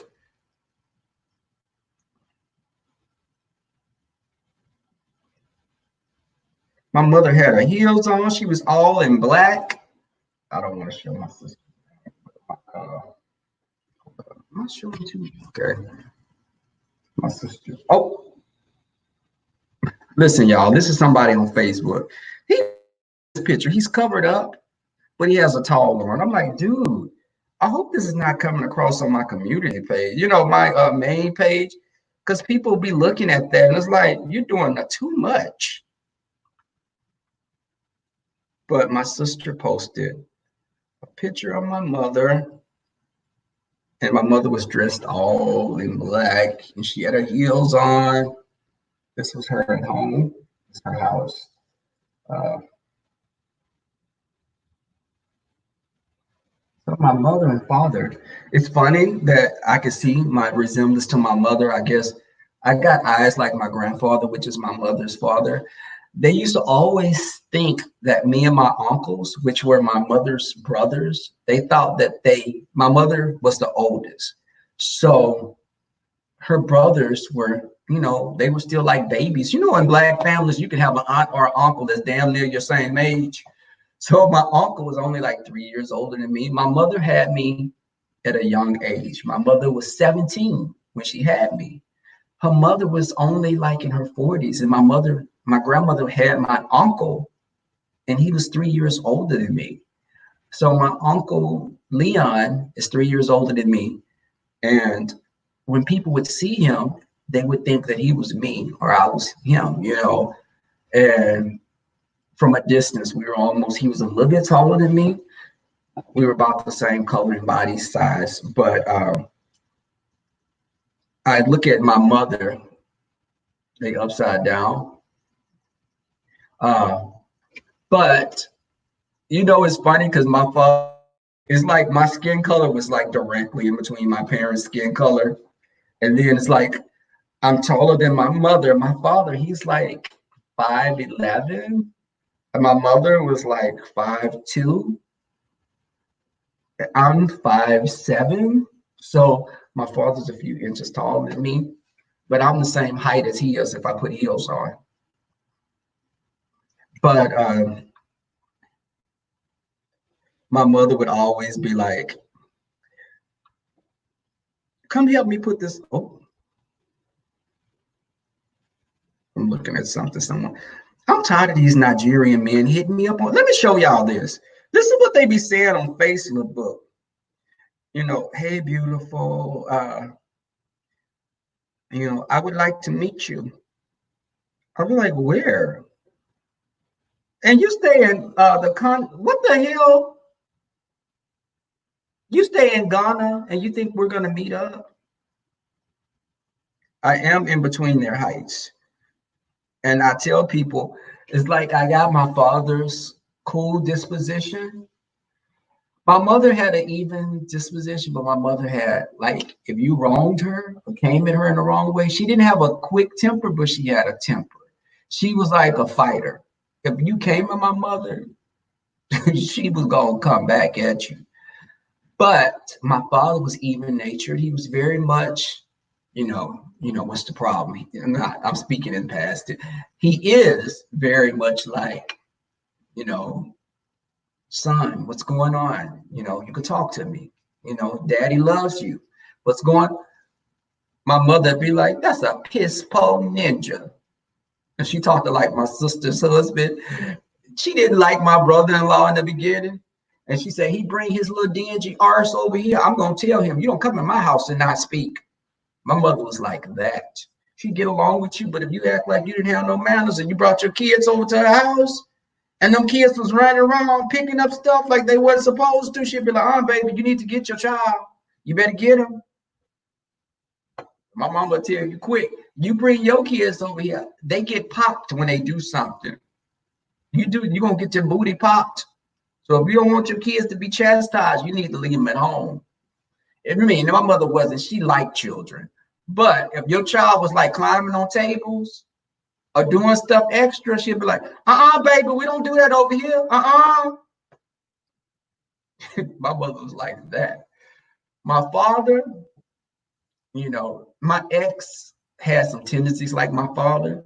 But my ex, like when we got Taboo and he would do something, this is my ex telling Taboo, no, Taboo, stop, Taboo, leave that alone, Taboo, no, Taboo. And Taboo would be looking at him like, what? Anyway, it's to keep doing what he was doing. Me, I come on and say, hey, drop it, leave it alone. Or I'd be like, when he would do something, I'd say, drop it, get over here. I'd be like, Jarvis, you got to put bass in your voice. You sitting over there like, Taboo, why are you doing that? I'm like, Jarvis, you talking to him like he's going to answer you. You're going to get a conversation back from him because you're like, now, Taboo, why are you doing that? You know better than doing that, Taboo. And Taboo looking at him like, oh, okay, I could tear this up still. Okay. He's going in and I'm like, all I would have to do is look at Taboo and he got to the point where I would look at him if he's doing something, and I kid you not, I'd be like, and he would stop. I'd be like, hey, drop it. I would get really, I'd be like, when I snap my hand, pop my hands like that. When he heard that clap, he knew he was doing something wrong. I'd be like, drop it, leave it alone, get over here. And he'd be like, Jarvis, stop it. Taboo. I said, Jarvis, is it possible for you to kind of put a little bit more bass in your voice? Bass. Somewhere? Can you find it somewhere in there? You know, when the weed man pissed you off, you got more bass in your voice, then I need you to get some bass in your voice. And Taboo would run over him. So I had to be the bad cop always. But my father, did he ever spank me? I don't even remember my father ever popping me with a belt, maybe once, because I did something. But my sister Tawana, my sister Tawana is my sister on my father's side, but we grew up together, and she grew up with my brothers and sisters on my mother's. So she calls my sister and brothers her brother and sister because she's known them since they were babies. But my father, he's very he was very like, well, my son, why did you do that? Son, you knew better than doing that. Now you're not going to be able to play on that game. You're not going to be able to play that game this week because I asked you not to do that. And I was like, damn it, this asshole. And I was like about 11 or 12 thinking like that. I did have a bad mouth even then. But me and my sister Tawana would go stay the summers at my father's house. So of course we got into a lot of hijinks and, you know, talking smart. Tawana would talk smart to my stepmother. I was more of a, I was like the peacemaker with those two, but Tawana didn't like my stepmother. And, you know, we were little younger kids, and we was like, that's not my mama. You ain't my mama. You can't tell me what to do. My mama said that you don't tell me, you can't put your hands on me. And I would be lying when I said that, of course. My mother wasn't like that. My mother was glad that another woman had my dad. She wasn't like, my mother would be like, I don't have time for him. I used to be like, Mama, you and Daddy gonna get to that together? Hell no. Like, why not? I don't have time for him. My mother was like that. My father still was smitten with my mother. My father was still, my father and my mother never got married. They had me when they were teenagers.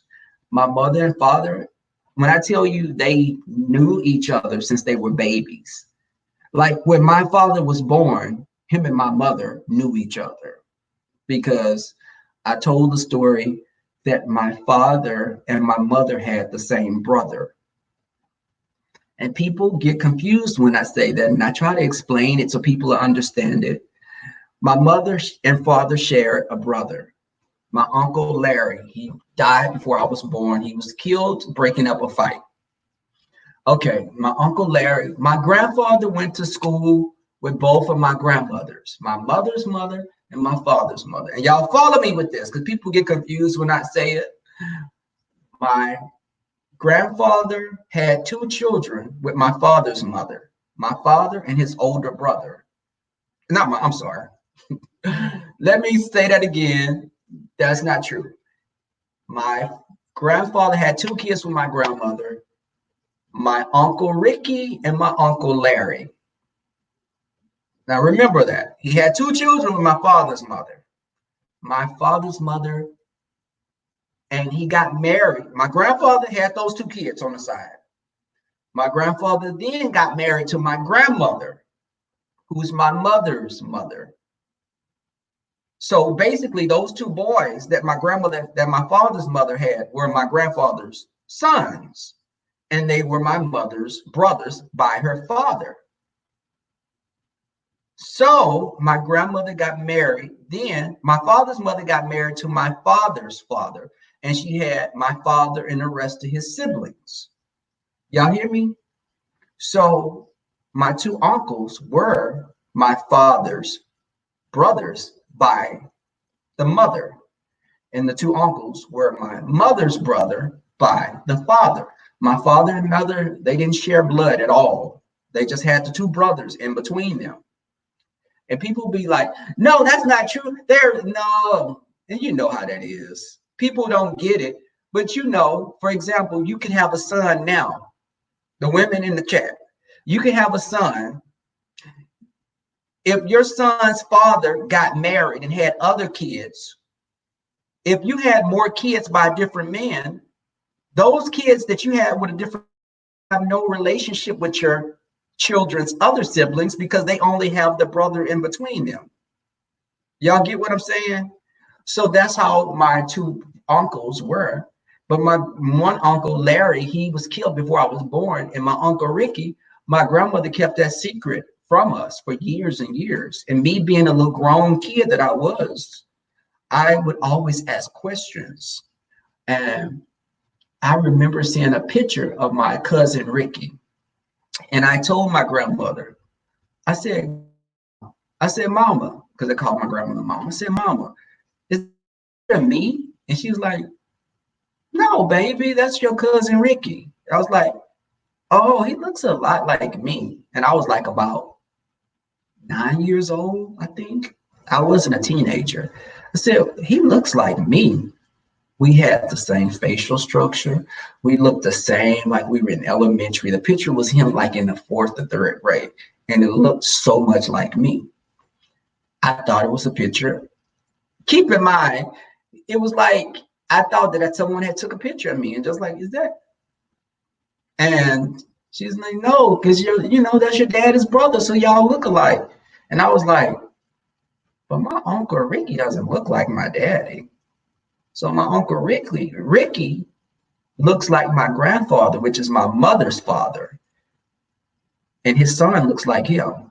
And I look like my mother. So I look like my cousin. Our fathers don't look anything alike. But I asked my mother got pissed at me when I was an older teenager. I said, my Uncle Ricky was coming around the house and he was flirting. Now keep in mind, this is her brother. And my grandmother didn't tell them that they were siblings. He was flirting with my mother. And my grandmother told her, you and Ricky could don't ever try to pursue that. Because my mother had me with my father when they were teenagers. That was over and dead. But my uncle was liking my mother, which he didn't realize was his sister. So my grandmother told her, that is your brother. And my mother was floored by that. She was like, oh my God.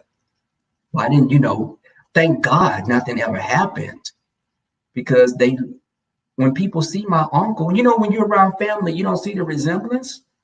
But when people outside would you see my Uncle Ricky, he looks like my mother's brothers. He was just a lighter version. And we all had my grandfather's eyes. So I got eyes from my grandfather, and my grandfather's pretty hairy as well. But I asked my mother before that came out, I asked my mother, I said, as a teenager, I said, did you and Uncle Ricky have an affair? And keep in mind, I was like about 15 years old. I had a smart mom.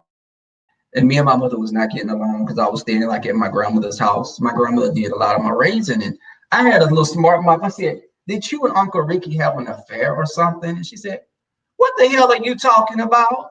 I was like, so why do I look like his son? She said, if you don't stop that crazy, S. So later, of course, I found out that I was onto something because we looked too much alike.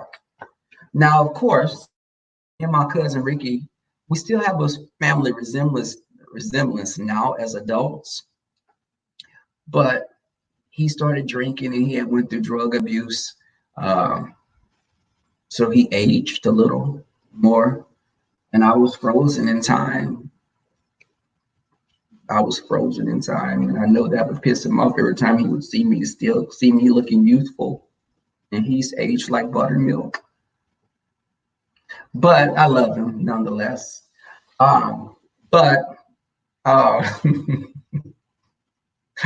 My cousin, y'all, I love him, but he got so religious that he became like, you know how a person can be so religious that it almost becomes insanity? Like, he became so, because he had went to prison. He got out of prison. He started, he discovered the Lord. And every time you see him, he preaching about something. But you can love God, but sometimes that goes into Jim Jones type of territory. You know, it becomes crazy. And when I would speak to my cousin Ricky, stays in Shreveport, Louisiana. And when I would talk to him, I'd say, hey, what's up, cuz? He's like, how's it going, cousin? Did the Lord deliver you? Did the Lord I love you, cousin. Did the Lord deliver you? I said, deliver me what? Did he drop something off at my door? What you mean? Did he deliver? Because I knew where he was going with it. Cousin, I love you, cousin. But I want him to deliver you, because that life. I said, Ricky, we're not going there. I like dick. Now, obviously, you like some punana. So, and you're not married. So you're trying to tell me about my lifestyle? And he's like, well, cousin, I didn't mean to, hey, Leo the Lion, the queen. I was like, listen, you know what I like because you tried to tell you used to try to fill on me when we was little. Remember when you tried to play mom and dad is with me and I didn't want to? Have we forgotten that? No, he didn't molest me, y'all. Let me say that now. But he was very touchy-feely, and I was like, no. Mm-mm. Now we could play house and stuff, but I'm not doing all that. But he he was in and out of jail. He was getting in trouble, and he had my grandfather's temper. His father, my uncle Ricky, passed away some years ago. My cousin Ricky had a temper, and we have the same type of temper, but his was like with drugs and stuff, so it would go to another place quick with drugs. He had different girlfriends. He's dating from a Pakistani woman to someone from Nepal, but which is good because I've dated quite a few races, but I've tried to save myself for marriage for the most part. Um, who am I kidding? I was putting out way in junior high, but neither here nor there. But back to what I was saying, so I just really, Black families, the secrets and everything. What if my uncle and my mother would have hooked up and that was her brother? My uncle asked my grandmother and she told him. She was reluctant to tell him because she didn't want to give my grandfather the satisfaction that he had got her pregnant twice because she knew he wasn't about anything. But it's like when I just would look at my uncle and I could see the resemblance. And I have a cousin in Germany. And I just see the family resemblance, and it's like really strong. My grandfather had strong genes.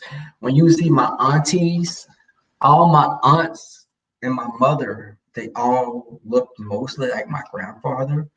And surprisingly, they were pretty women, which doesn't always. It's funny when I tell women, you be trying to marry for money, you do know what you're gonna do to your kids. Because you married this man and he looked like a little goblin, and you this pretty exotic looking beauty. You marry this man that looked like a goblin. There's a chance that your daughter may look like her daddy.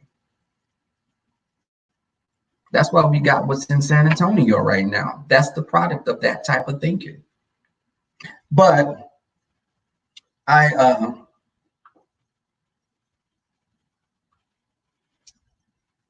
look at y'all. I had went fishing. My job, we had some reps. They paid for us to go out into the Gulf fishing. Look at me, y'all couldn't tell me nothing, baby. I was showing them. I was showing my guns. Went fishing. We were in the Gulf. It was way out there.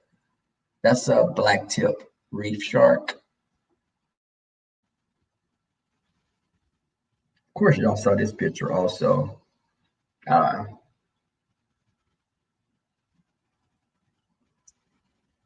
this is me. I'm a pretty avid horseback rider.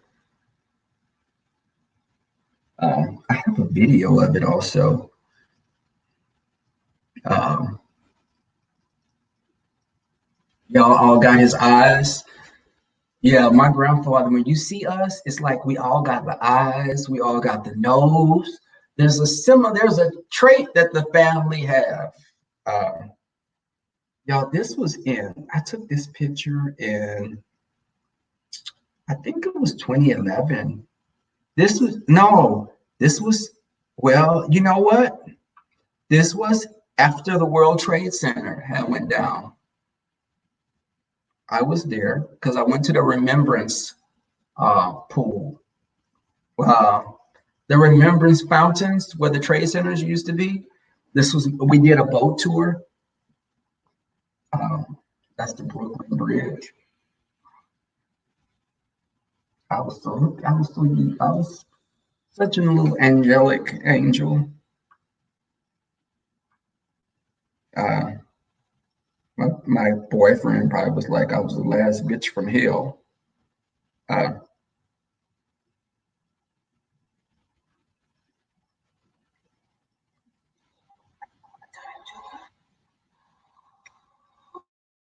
oh, y'all, this is funny. A friend of mine sent me this. Y'all, listen to this.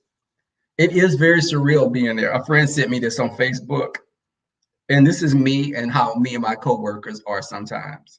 I talk like this with my coworkers. I kid you not, because you know when you work with someone for years, you become like family. So y'all listen closely. Okay.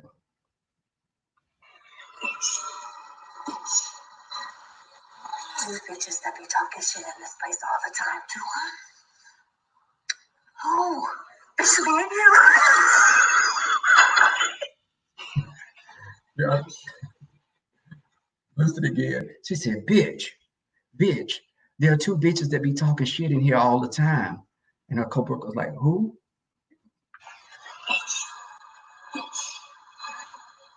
These bitches that be talking shit in this place all the time, too, huh?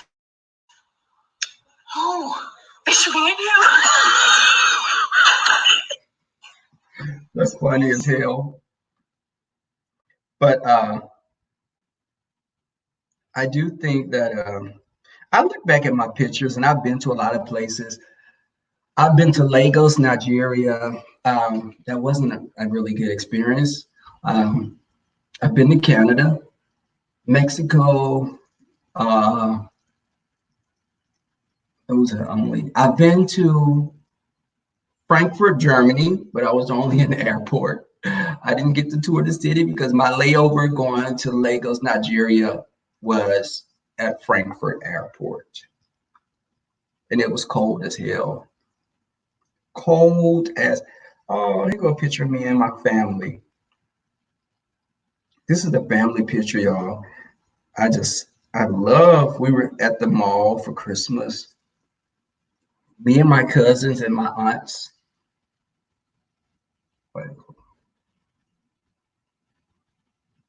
Those are my mother's sisters. I can see them. My brother, my first cousin. Um, so we had a really good time there at the mall. It was during Christmas. And my aunt that's next to me, this one right here, this aunt, I'm the most like her. My demeanor, everything is like this aunt with the red on, the one that's right next to me. Remember when I told y'all the story about the guy that was bullying me when I was little? The next door neighbor that had me crying, and I went and got a pipe and I put them on the side of the house when I called him and beat his butt. Okay, that aunt that's in the red next to me, that's my Aunt Valerie. My Aunt Valerie told me, she said, what's wrong with you? I was crying and I was sitting on the porch and I was like, and she said, what's wrong with you? Because my aunt is only like about 8 years older than me. So the guy next door to my grandmother, his name is Derek. So Derek was bullying me. He was bigger than me, and I was a small, little, petite, little, fragile thing. But I mean, and my aunt Valerie came out there, and I was crying. She said, "What's wrong with you?" I said, I didn't want to say, and she said, "Tell me what's wrong with you." I was like about 8 years old. So my aunt was like 16. So I said, Derek hit me. And she said, he did what? He was hitting me. And she said, I said, and she said, what you do, you pick up something and you knock the it out of him.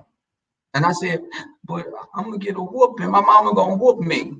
And she said, no, she ain't, because he shouldn't have put his hands on you. Now, next time he messed with you, you pick something up and knock the hell out of him. I said, okay. Oh, y'all, that's my jack going off. I'm just kidding, y'all. It was a notification from YouTube, not YouTube, Facebook. But so I sat on the porch and I said, I'm gonna get his behind. I went outside the house. I went and got a little broken pipe that was about this long. Keep in mind, I was about 9 years old, 8 or 9. And there was bigger than me, rough. So I sat in the window. I went and got that pipe on the side of the house, and I sat in the living room window and I was watching. And my mom was just like, I'm gonna get him, I'm gonna catch him outside, I'm gonna wear his arse out. Baby Derek came outside and he went outside that house, and that was his mistake right there. I ran out that house because he was right next door to my grandmother, and I caught him on the side of the house. And I walked up with y'all. I had the stick in my head. I had the stick in my head, and I walked up, y'all. Let me see. I'll show y'all how I did. Okay.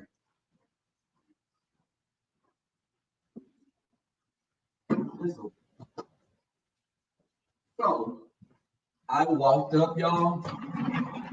I had the stick in my hand. I was like this. He was on the side of the house. I said, didn't I tell you to stop playing with me?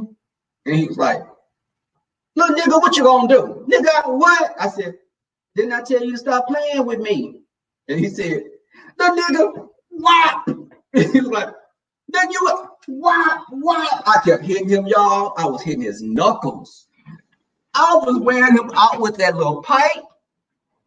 And he started crying. I would yell today if I would have did that. But his knuckles were, I was pissed. And I did have a temper. I told y'all that. But when I beat him with that pipe and his knuckles were bleeding, and I said, and don't fuck with me no more. Now keep in mind, again, I was 9 years old and I had the mouth of a sailor, when the adults weren't around. But he was like, he was in the corner because he couldn't get away from me. Because I'm on the side of the house and they had a burglar bar, one of those gates that was like iron, and they locked it because they had a dog in the bar that they didn't want people to steal. It was like a Siberian Husky or something. So they locked the gate and he went on the side of the house to do something, but when he had no escape route. And I beat them hands. That boy respected me after that. He was my best friend. If he played with me and he did something, I said, I told you to stop playing. I said, you better stop. I was like, what? I was like, let me go. Boy, we might have been this crazy shit. But he respected me because he knew that he may have been bigger and stronger than me, but I was very calculating. So he didn't know if I would catch him catch him off guard again. So he didn't mess with me ever since then. And he came to respect me, and then it turned into a fascination. And then he wanted to be messing around with me. Like, really, wrestling one day turned into him like roping on me, and I was like, wait, what the hell is? Wait, I kind of like this. Wait, what? But that's a story for another day. But he was my uncles and my cousin. You know how the dudes in the neighborhood, they sit up on the cars and they talk about, girls and, other stuff that dudes talk about, which I don't really find that interesting. I like to hear the girls talking because the girls be having all the tea. And you know who pregnant from who can slept with who mom was cheating on the dad. And, I got the good tea from my girl cousins. But I came out there with the guys because they love, I'm the little nephew. So I come around chilling with with the boys, and he said, Derek told my uncle, and he said, man, that little ninja right there, if I get into a fight with somebody, I want that dude on my team right there. And keep in mind, I knew this boy since I was like 6 or 5 years old. I've known him my whole life. We grew up in the same neighborhood. I go back to, everybody know me. They know my family. So you can barely do anything without it getting back to your family. But he said, that dude right there, man, he beat my ass one time with a stick. And I said, no, it was a pipe. He said, oh, okay, correction. It was a pipe. My bad. But he told him that I beat his ass with that pipe. He said, that dude right there, if I get into a fight, I want him on my team. Because he knew, like Monique said, if a man beats on a woman, you let him think you crazy and he won't put his hand. When a man put his hand on, baby, you walk to the house knocking tables over, flipping chairs over, knocking stuff off the dresser. He gonna think twice about putting his hands on you because he don't know that you may be standing over him in his sleep with a butcher knife. Think you're crazy. They won't put their hands on you, but you shouldn't have to get to that point. But my mother, she would cuss a man out. And I told you, my mother was 5'2". My mother probably weighed like 135, 125. But my mother would get in a man's face and she would say, you ain't nothing but a piss poor ninja. Ninja, you ain't about it. She would cuss a man out quick. We didn't have a lot of men coming around us when we were children. But I told y'all a story. My grandfather was abusive to my grandmother. So my mother and her sisters used to jump on my grandfather when he would jump on their mother. My mother and her oldest sisters would fight their father to get him off of their mother. So they grew up with the mindset of, ain't no man putting his hands on me. They would be quick to fight. So I go back to that story on YouTube.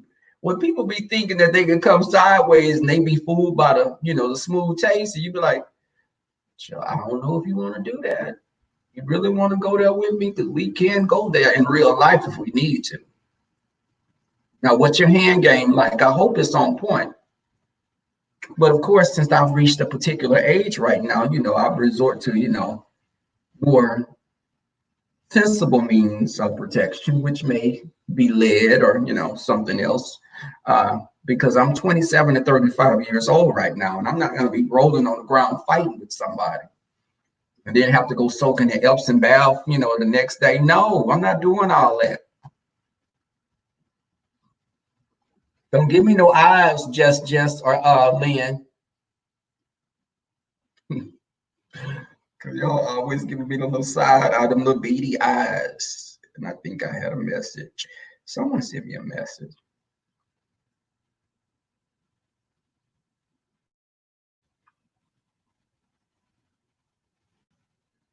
Oh, God. This guy hit me up. Let me show y'all this picture.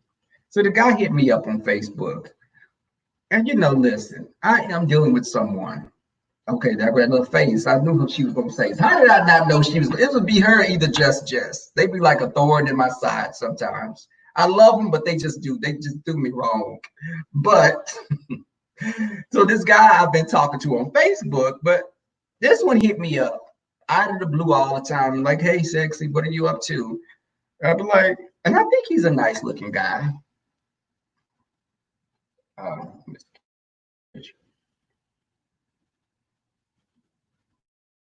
I'm usually attracted to guys like that. Locks is different. Sometimes you like a bad boy, but bad boys are not meant to be married to. You get my drift? A bad boy, I tell my cousins, listen, you can get you a thug, just fuck him, but send him on his way. I'm looking at Sarconis. Do I get the eyes from you too, Sarconis? And like, I'm gonna give y'all, and I sit my girl cousins down, and they be laughing because I give it to them real. My cousin Courtney, she was like, "Oh my God!" She's like, "Oh, Courtney is grown. She's in her 20s now, mid-20s." I say, "Courtney, look between your legs." And she's like, "What?" I said, "Girl, you got the golden goose egg. Do you not know men will do anything for that, but don't put out to them? But you got a snooch down there that's very powerful and you can use it to your advantage. Don't have babies. Don't get pregnant. A thug is a temporary distraction, nothing more than that. It's some good loving, but that's it. Because they don't tend to hold jobs. And they put hands on you when you don't, do what they want you to do. So you don't keep them around too long. But some thugs, I dated a thug from Florida. The guy I told y'all about named Dominique. He had boyfriends before. He used to put his hands on them and beat their asses. I mean, I'm trying not to curse as much. That little spirit makes me say stuff. I don't mean to say it that way. But Dominique had a problem putting his hands on his boyfriends. But when he met me, my mouth is smart. And I think he thought that I was crazy. There goes that thing again. You make them think that you will tear their arses up and they won't do anything. Because he'd be talking to me and I'd be like, who are you talking to? My voice would even get a little more timbre to it. He'd say, you playing them games. I say, who playing games? I know the hell you're not talking to me. He'd be like, yeah, you got a smart mouth. Damn right I got a smart mouth. I was born with it. So what?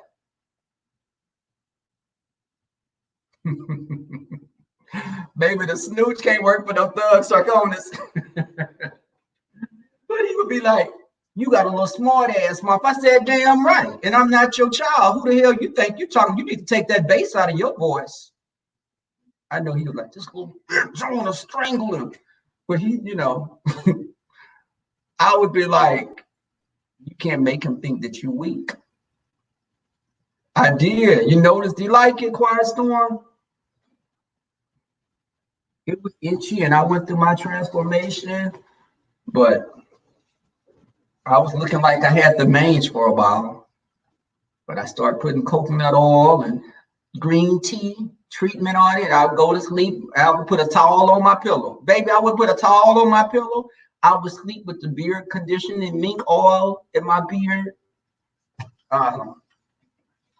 But I made him think I was crazy. Now he had coinage. The coinage was cute, but he didn't want me to work. And I was like working at Compaq Computers. I was like, no, I'm working. I was working 3 days a week, 12 hours, 36 hours a week. So I was like, Dominique, who the hell are you talking to? I said, no, I'm not quitting my job. I'm not going to depend on you to give me money. Absolutely not. And I was like about 22 then. He was telling people, he don't want to be in a relationship. I said, if that means that you're running me, I don't want to be in one. He was trying to get me a car. He was like, I get you a car. What kind of car you want? He was doing illegal stuff. He was money laundering. He had suitcases, y'all, briefcases that would be full of money. When I would go to the store, I'd be like, I want to go to the store. And I would take his car and go to the store. And he would be like, what you need to go to the store? I said, I need to get me something to eat because you don't have what I want in there. He would be giving me like $100 bill. I wouldn't give him no change back. He was just doing everything,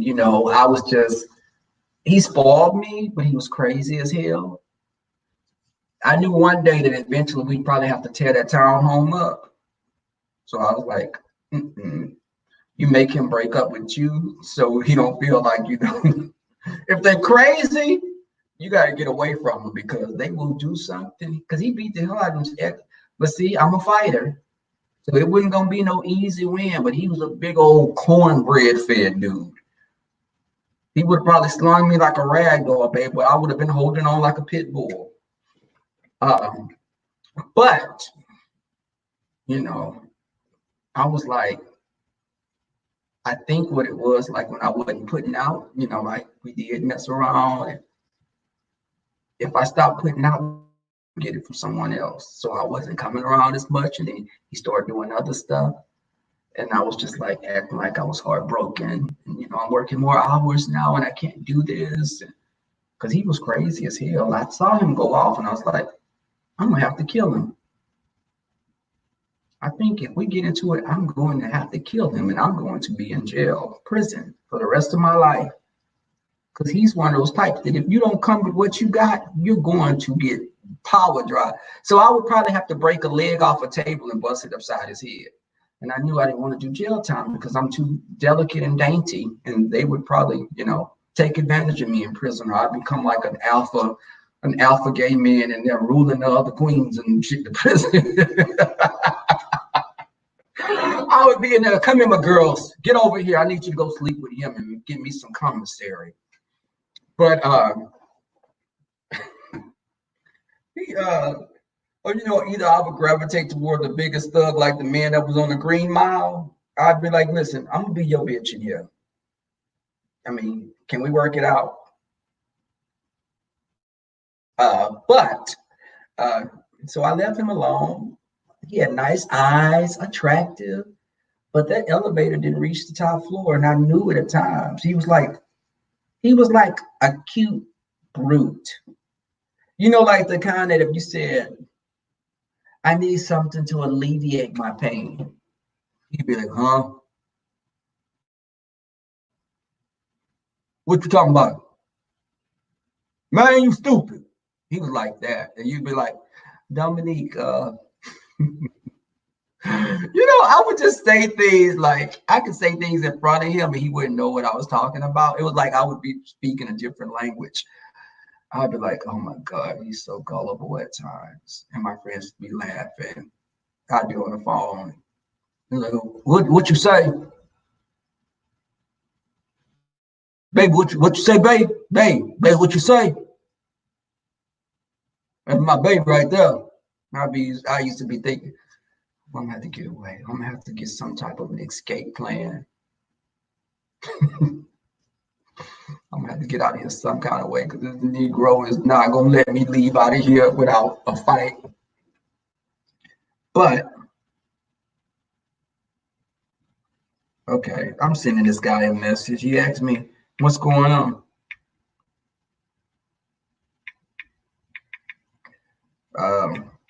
But Dominique, not Dominique.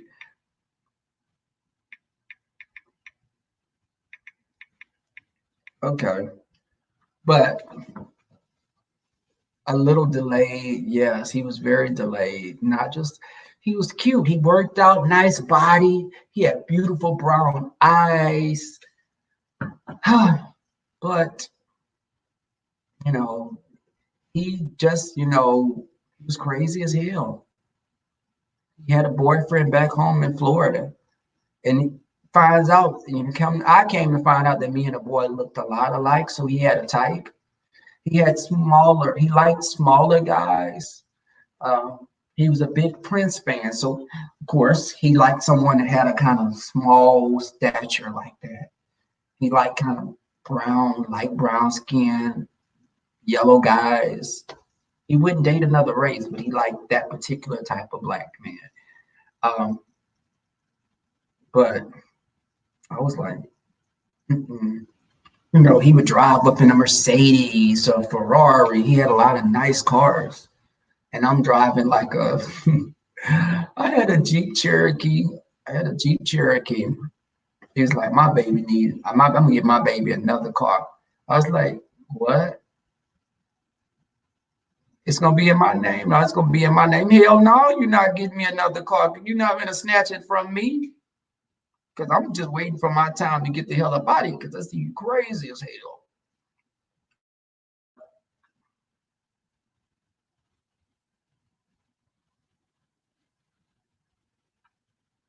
Um, these guys. Let me tell you. So Micah last night had a good time, and Micah called me today. Now my other friend name is Micah too. But this new guy, strangely enough, is named Mike as well, but they spell him two different ways. But so Lil Mike, I'm calling him Lil Mike. Lil Mike called me today, and he was like he had a good time. But listen, I'm just looking for friends right now. I have someone that I do stuff with, you know, fun. But he was like, "You want to spend the night with me?" I'm going home, y'all. I came home and fell into a coma.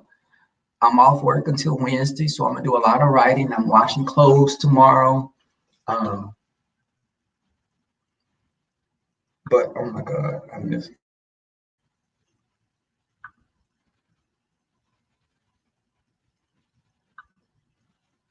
Oh, oh my God,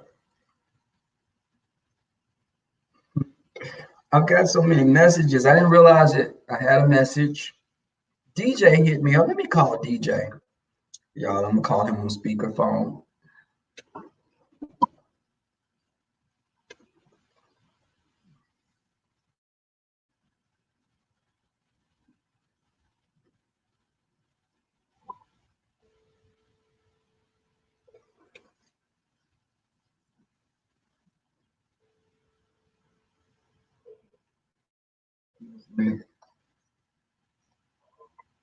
Hey, I got you on speakerphone.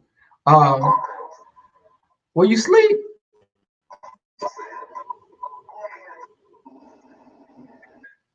I was talking. Wait, I'm talking on YouTube right now.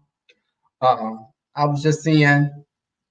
I'm talking to my people. Did you have a good time? Yeah. Can y'all hear DJ? Your favorite girls. He loves some Lynn T and Just.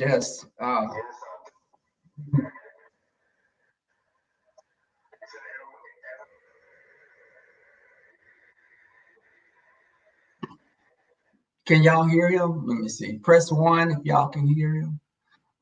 But you had a good time with you. Lynn said, "Hey." Oh, okay. And they said, "Hey." You had a good time with your family.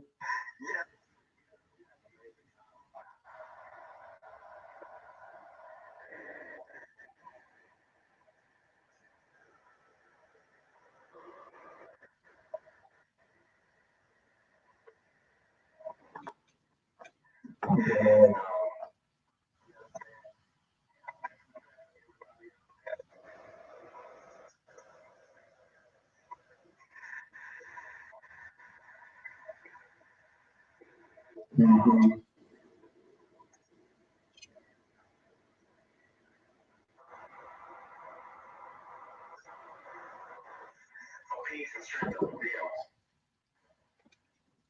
And that's good.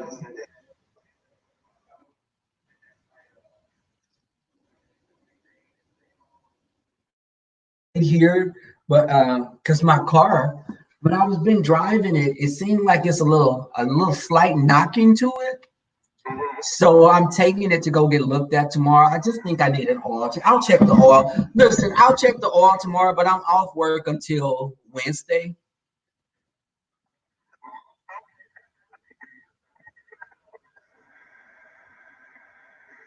No, because that was the battery. Um, and you know what? I don't say this enough, but I really appreciate you and DJ, BJ, because anytime I've needed y'all always come through. And, I just love that you guys are always, my brothers.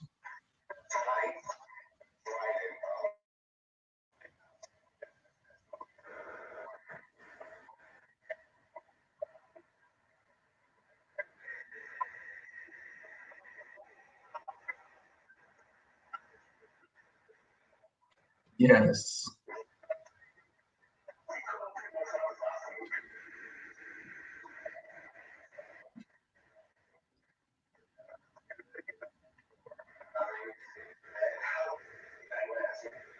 It was fun. And I did live at the kickback. I did a live video.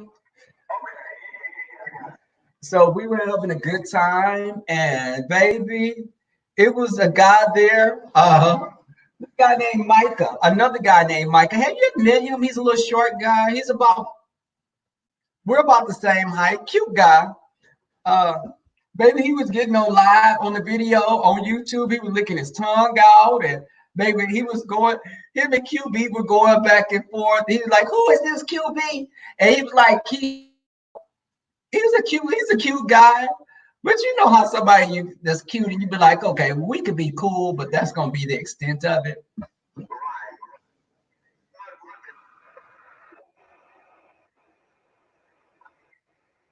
Baby, but y'all had met up the night before at Trent's, and how was that?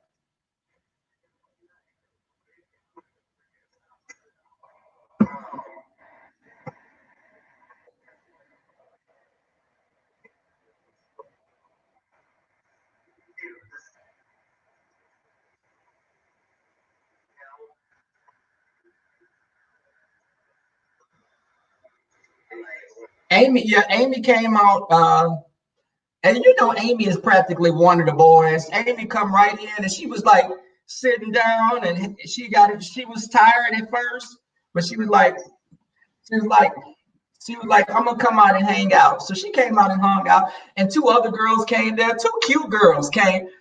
I think they were at Trent's house. The two girls, yes, one was dark skinned, the other one, yes,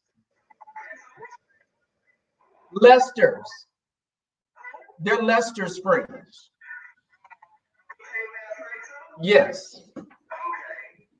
So we had a good time.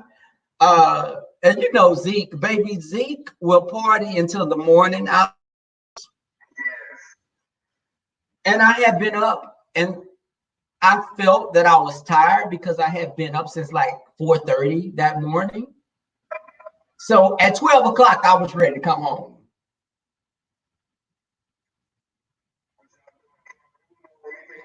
Of course, you know Zeke always wants to play drunk Uno.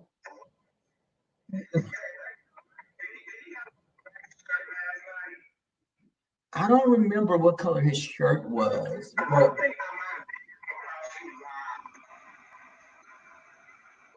yeah, he was the only person that was like I was on when I was doing my video. He was there.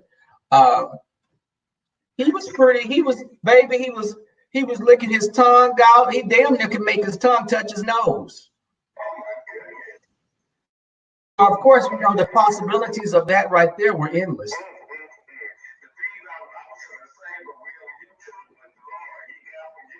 Okay, okay, you ready to munch? But crunchy munch.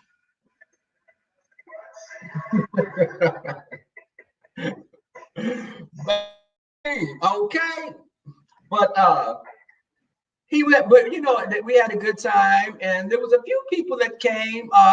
Micah, the tall Micah, had a friend that came from Dallas, and Jamil, because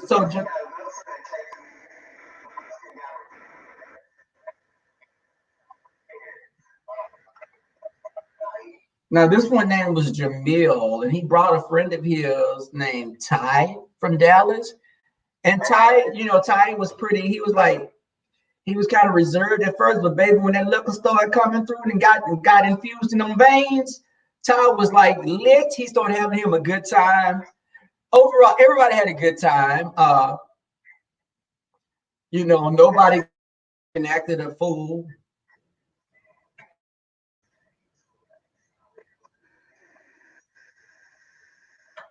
Oh yeah, I think BJ did tell me that Tarvis came. And I hadn't seen Tarvis in a while.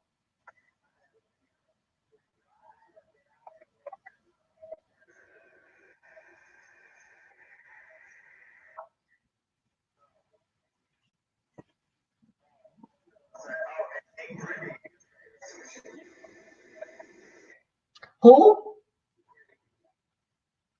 Oh my God, really?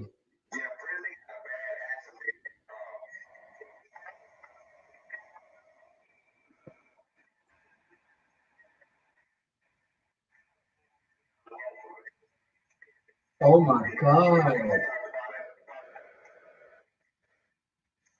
I'm gonna have to find a way to reach out to him because right now, people need to hear from others because you can't really have visitors at the hospitals and stuff.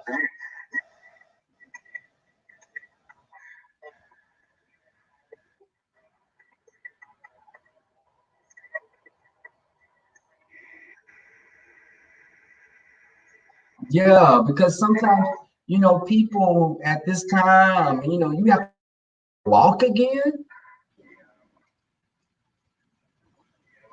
Let me see. Hold on. I'm trying to do the volume a little up. Let me see. Hold on. Uh, let's see. Hold on. Let me see.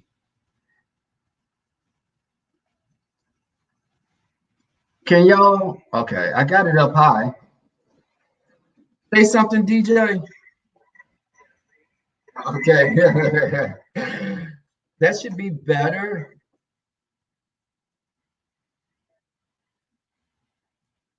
Okay, so Leah, can you hear DJ now?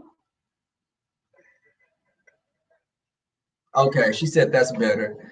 Um, so Brentley, so that's sad that he's learning how to walk again because we take a lot of times we don't realize how fragile life is. And anything could happen that can make you have to really learn how to live all over.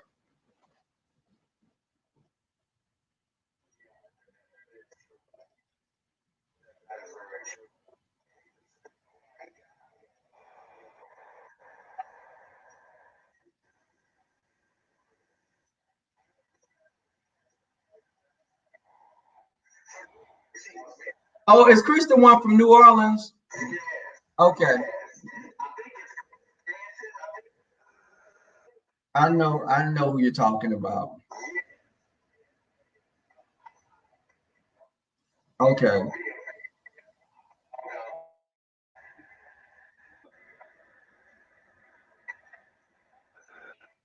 And you know what? I sent Zeke, this guy named Adrian was killed.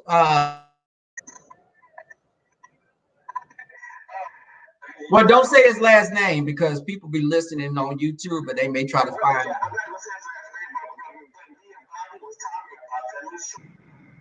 Yeah, the little pocket game.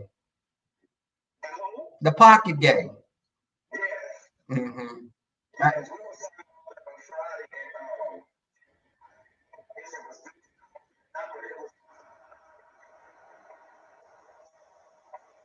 Yeah, he said that the person that hit me up on Facebook said he was killed by the police.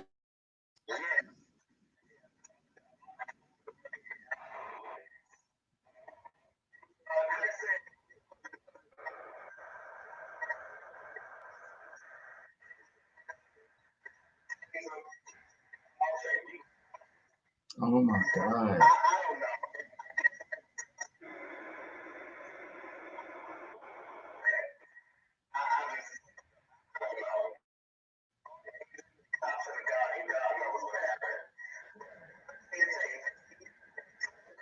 I was just gonna say I knew he was a drinker, and probably with everything going on right now with COVID, and they probably some of those police officers are really hotheads already.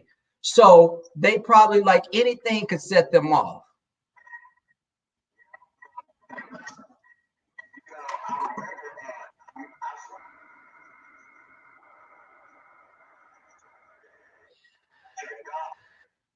Yes, I remember him. I remember he worked at the hospital, and I would see him sometimes because he worked in human resources, but not at my hospital, but one of the hospitals connected to me. So I would run into him like in the hallway, and then he went work somewhere else in the medical center. But he uh he went to, you know, he went to PV.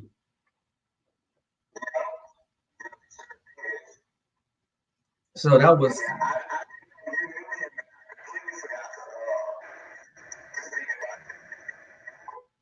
yes, Zeke knew him because when I sent him the picture, he knew who I was talking about. Because I thought, since Zeke went to Prairie View, you know, he probably knew someone else that was, the alumni.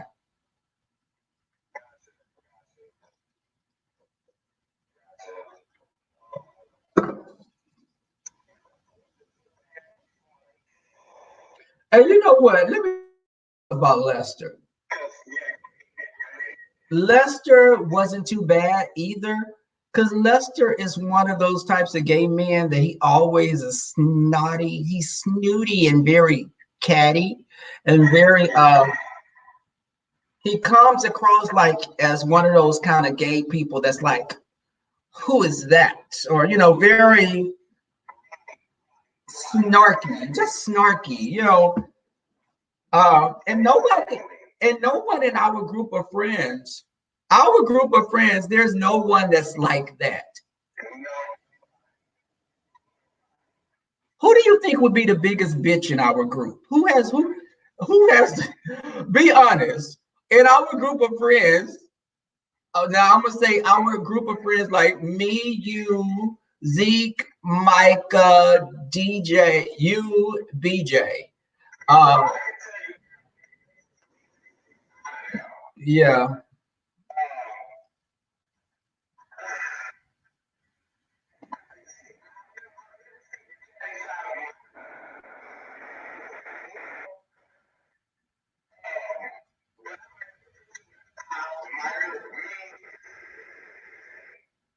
So y'all heard that I knew you. You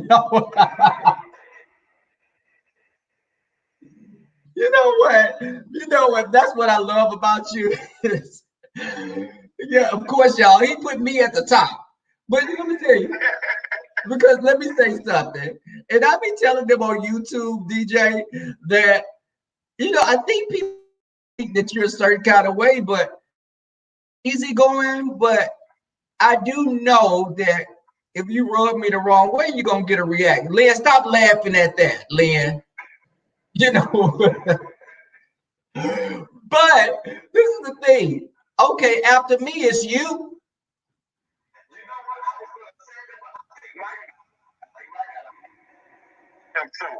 But you know what? You know what? I'm gonna say this. After me, it would be Micah, then you, then Zeke, and then BJ.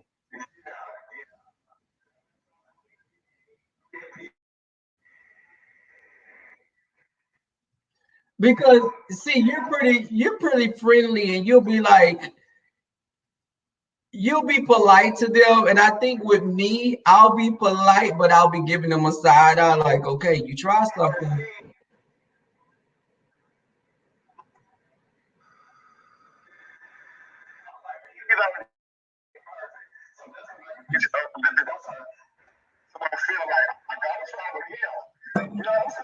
Yes. But yes, y'all heard it from my friend DJ. Yes, I would probably be the biggest bitch in the group. But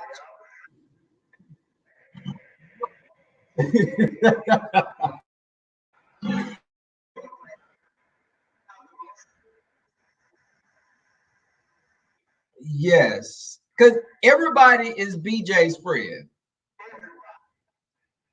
And BJ is very accommodating. Whereas me and you can be moody at times, and we don't be wanting to be bothered. We don't be wanting to be bothered because somebody rub us the wrong way. If somebody rub us the wrong way, we be like, mm-mm, I'm not feeling, girl, I'm not doing you. Now, you are a little bit better with that than me because you'll be like, listen, I'm gonna give him another chance, but I don't have time for it. Me, I'd be like, oh no, I'm not dealing with that. She do too much. No.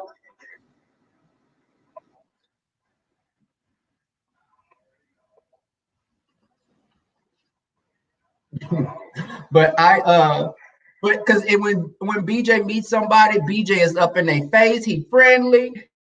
If you want something to drink, I'm gonna make you a drink. What's your name? Where you from? Where your people from? I like your shirt. Your eyes pretty. BJ be like, I'd be like, bitch.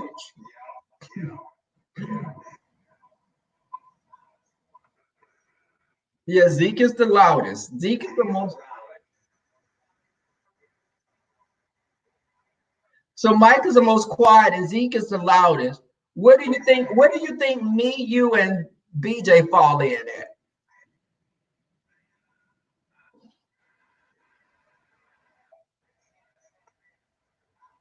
Yes.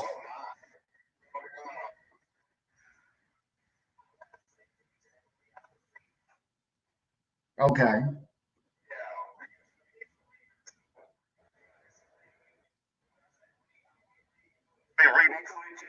Mhm.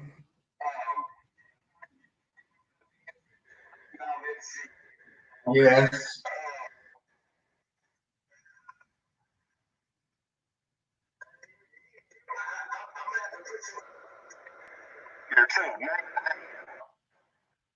But you think I'm a reader in what way?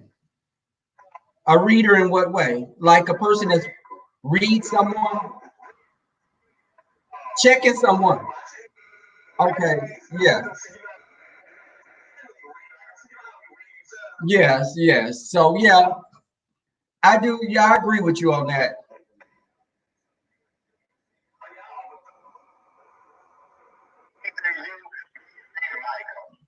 I agree with you on that.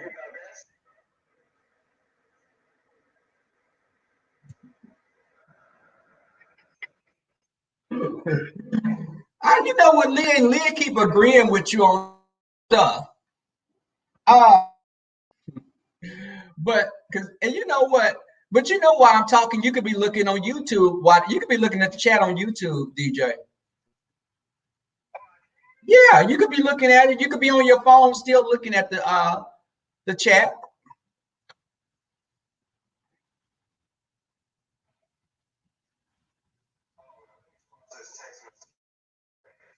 But who do you think is the biggest? Okay, out of us again, who is the flirt? Who the biggest flirt is the group? Who's the flirt in the group?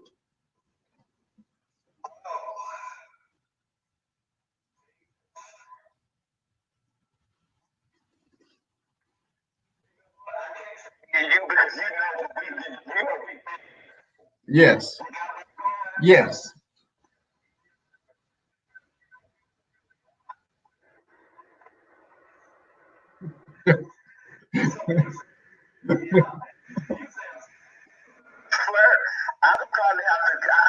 Zeke. It's probably Zeke.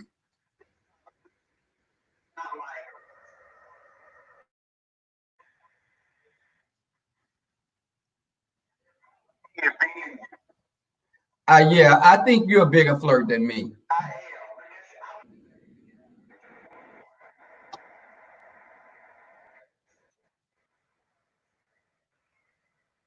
Don't say too much on here because they gonna be calling me a hoe. Don't be saying.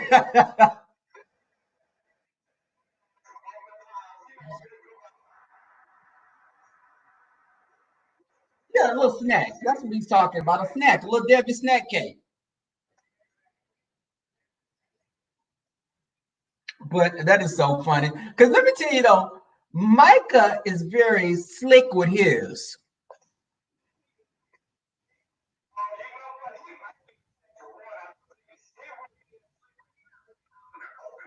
Right. He's not in the open with it.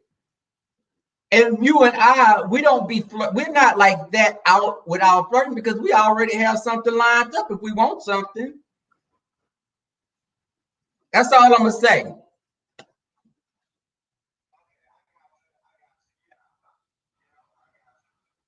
But just like the guy from last night, the guy Micah, he was like, I stayed down the street and he was like licking tongue out, baby, and he was just, do I want to spend the night with him? And I was like, no, I'm gonna go to the house. I'm tired. You know, no, Jamil is the one from Dallas. That see, this is the other guy named Micah, because this other guy name is Micah as well. Not our friend Micah. It's weird that you don't really run into that many Micahs. But so this little Micah, and this is the little Micah. The little Micah was trying to get me to come to his apartment. Lynn said he was doing way too much. Oh, you can see it now? Oh, you're in the chat now. Okay. But thing that, but did you change your stuff? You know, so like if you ever type in a chat, you don't want people trying to pull up stuff. You know what I'm saying? But just it's funny that the little boy, the little guy, he was cute. He works in healthcare. But baby, he was like, he was ready to eat meat alive. I was like, all right, old predatory jackal.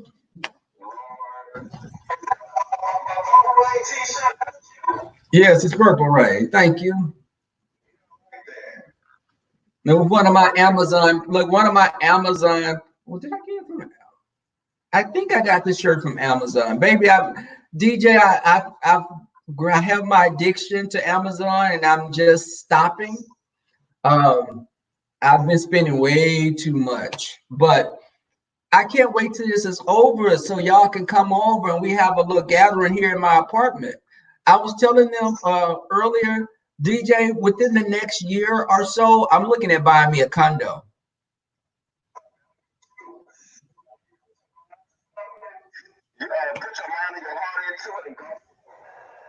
Oh yeah, because I'm looking at getting my cleaning up some stuff off of my credit. I'm looking at acquiring another credit card to keep it paid down. You know, I already have my credit card now, but I'm gonna keep it paid down. You know, I'm gonna give me a gas card. You know, they want to see some type of revolving credit, so I'm gonna do that more. I'm going to, you know, look into someone to pull some stuff off of my credit. And I told you I only have 2 years left on my car, but I'm looking to pay my car off within a year. So, child, when I be getting any little extra coins on the side, it's going toward my car. And the Amazon thing was a little brick, it was a little pothole in the road.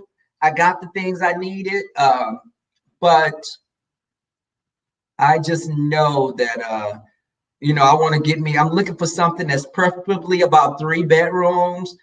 I'm looking for 3 bedrooms. I want an office space, or that could be an office space and a gym. And I need like a guest room when I have my good Judy's over. And be like, okay, y'all staying tonight. Let's go out. Let's, you know, have a good time. And then I want to have an outside space. But I don't want anything too big because, you know, a bitch be scared hearing little noises and I don't know, you know, where they coming from in my house. Shall I've been shot through my walls and, you know.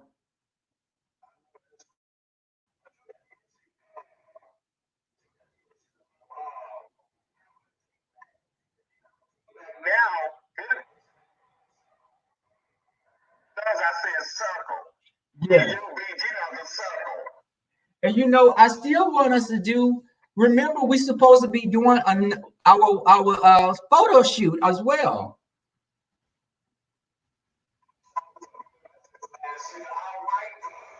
Yes, but we still could do that because I know some places downtown that have some nice murals that we could do, even if it's just me, you, DJ, and I mean BJ and Micah. You know, Zeke, Amy.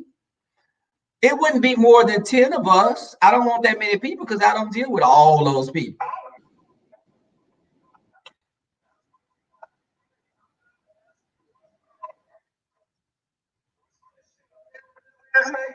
No, Paris wasn't there, nor was Christian.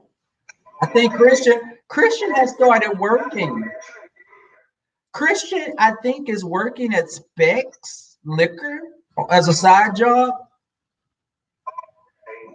So he has a second job, but Paris wasn't there. And I was shocked that Paris usually comes, and I'm shocked that Tarkus didn't come.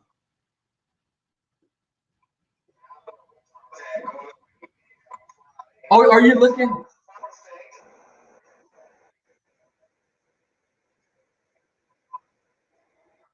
Are you looking at the camera now? Oh, okay. I was going to show you that. Well, this is one of my watches that I got from Amazon. Isn't that? I mean, not from Amazon. I got it from a company called Original Grain. Isn't that?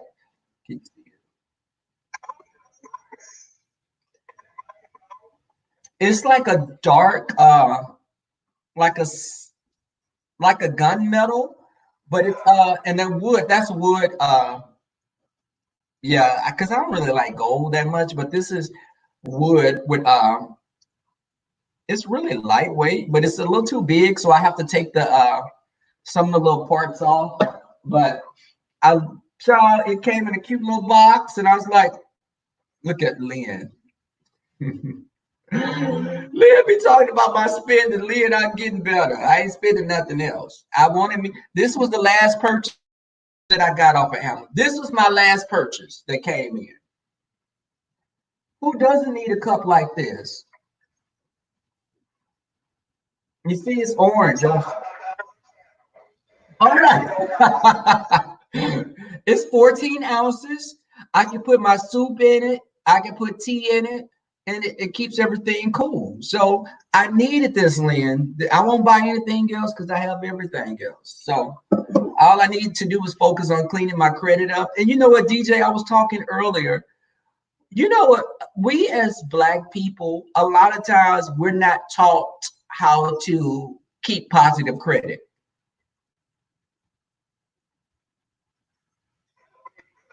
Okay.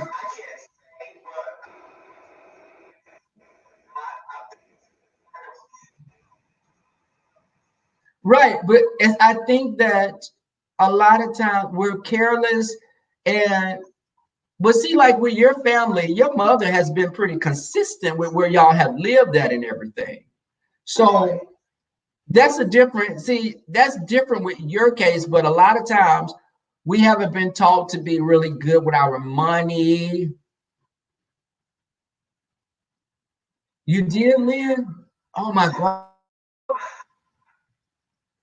Because I do need help with that. Because I need to do more. I want to do more credit building. I want to get my credit score higher. So when I buy something, I have a low interest rate. And I want to, get what I want to get. So, I mean, what about you as far as buying something ultimately? What would be your ideal place?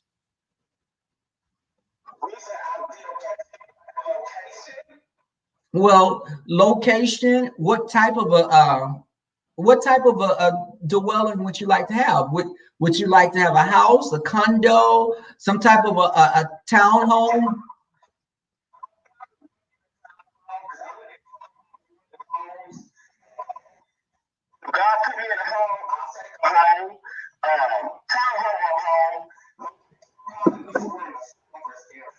Okay.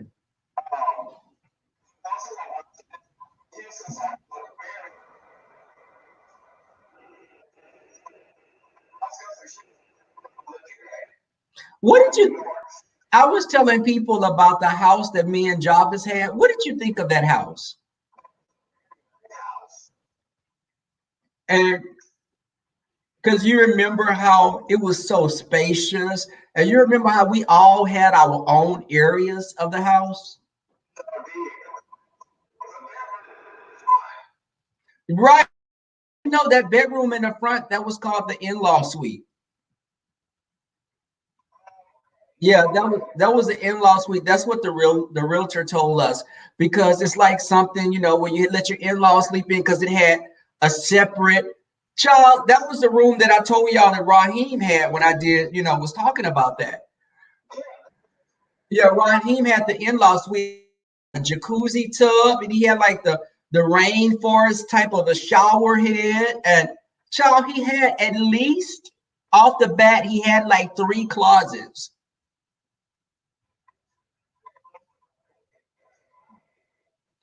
You know what? But I told them, you know what? See, Raheem, listen, y'all. I was telling y'all, we let a third person move with us, but he just didn't have his stuff together. And, he fell into that trap that a lot of young gay men fall into. He's looking for someone that's going to be like almost like a sugar daddy, but he's better now because he grew up. He grew up a lot because he moved to Atlanta and he had to grow up. But how come he got the good room? No, no, but Lynn, let me tell you, I don't think Raheem got the good how he got the good room because this house that we were in, it was like about 3,600 square feet, I think. And he had the in-law suite, but Jarvis, the other roommate, Jarvis had his room looked like it had probably been like a game room that they turned into a big bedroom. And he had a big jacuzzi tub also. I didn't have a jacuzzi tub in my room, but I had the bathtub was bigger than a regular bathtub. It was very odd. It was nice, but it was deeper and longer than a regular bathtub, but it wasn't a jacuzzi tub. It was big like one of those bathtubs that have the feet on it, but it was made like a regular bathtub. But also I got the bedroom that had the Jack and Jill type of bathroom. So I had 2 bedrooms. I had 2 bedrooms with a bathroom in between. So I had a room that I could put a weight bench in, and I had a room with my bedroom, and it was in the back of the house. So I had that whole back section to myself. And Jarvis had the room that used to be a game room. I liked my bedroom because I had 2 closets, one in my bedroom and I had a closet in my other bedroom that was the secondary bedroom. And um I had a room in between and it was a nice little bathroom. Uh so we each had our own space. I had the best setup. Yeah, I think I had the best setup. Uh but the thing is, baby, when I was in that house by myself, let me tell y'all, I used to be kind of scared sometimes, DJ. Cause I stayed back there by them. It was woods and stuff. Hell, we'd be seeing raccoons and skunks and coyotes. And I stayed in an area that had like a natural preserve that was about because it's like a little lake and like a river back there behind our place. Yes, right. Ray, he still stays in the area. DJ stayed only like about a couple of streets over from my neighborhood. And but when it flooded, DJ's apartment got flooded out. And you didn't get affected by that first big flood we had, but you got affected by that second one, right?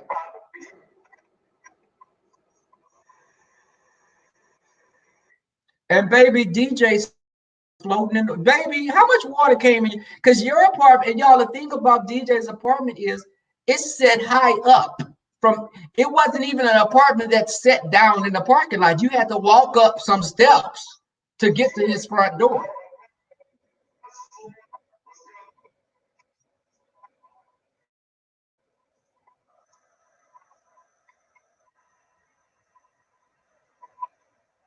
12 feet of water in his parking lot. And but DJ, I never asked. We talked about this briefly. What was going through your mind when the water started coming in?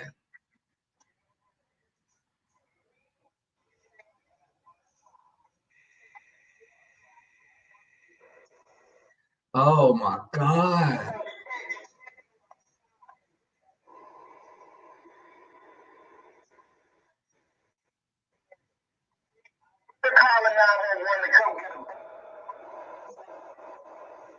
Yes. You see what Leanne is saying in the chat? She said that's the one that got her friend in Houston. Yeah, that flood got flooded her friend out on the first floor.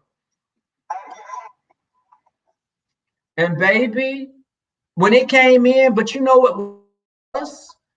Um, it was something when I looked at the news. You know the house across the street from us?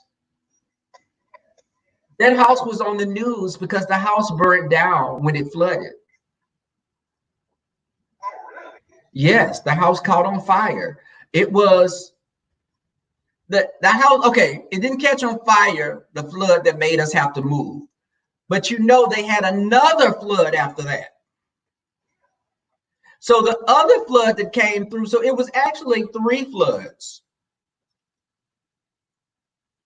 Remember that it was like, because you know, when I stayed with Mike, when I moved to Michael's place,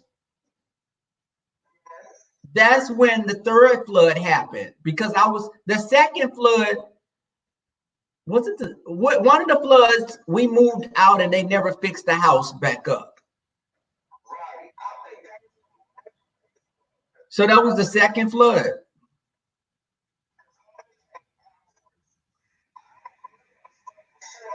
Okay, so it was, yeah, it was 3 of them. So the 3rd flood that came, that's what made our across the street neighbors, the white, it was the last big flood.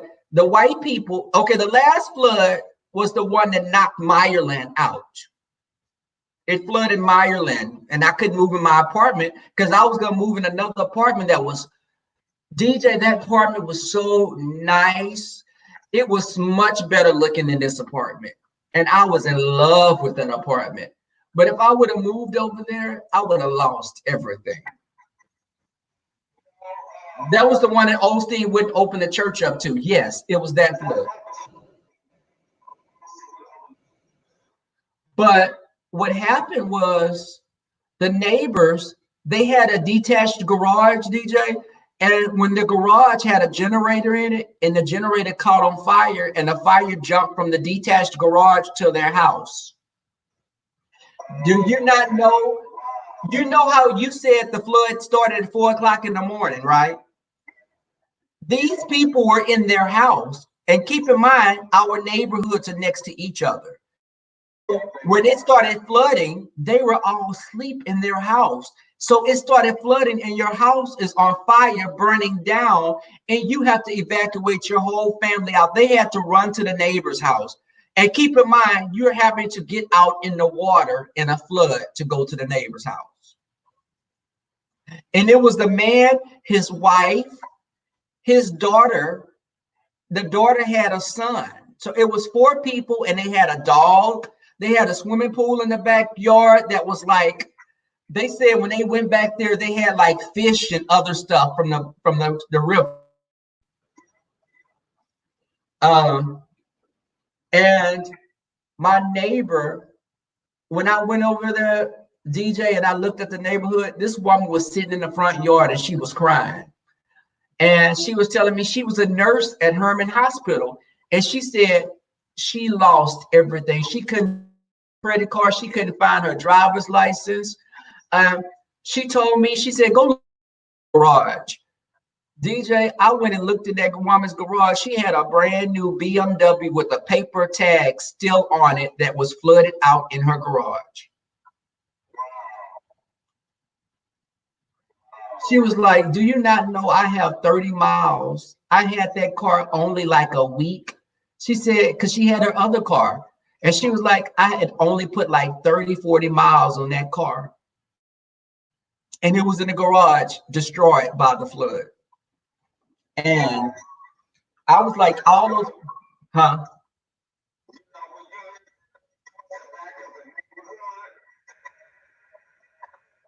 Yes.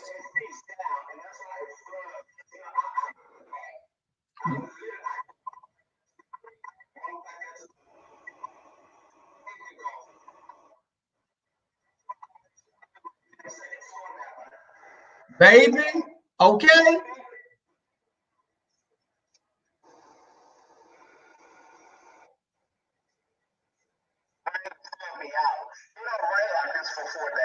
It doesn't.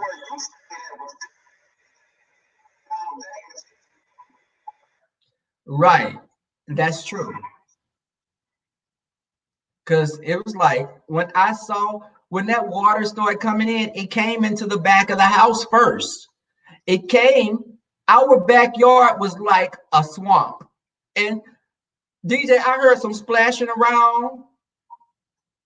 I heard splashing around. I looked back there, the dog in the backyard, the dog in my neighbor's backyard was splashing around, like swimming in the damn water. It was like a Labrador. So the dog was swimming in the water. The neighbor was on their deck in the back. And it was like, I said, okay, this water is coming in the house because I could see the carpet in my bedroom started darkening with the water. I was like, okay. I said, Jarvis, we gotta put, baby, we started putting bar stools up on top of the tops. We were stacking things on top of other stuff. I lost my bedroom. All my bedroom furniture was lost because it got water damaged. All those clothes I had to throw away because they were molded.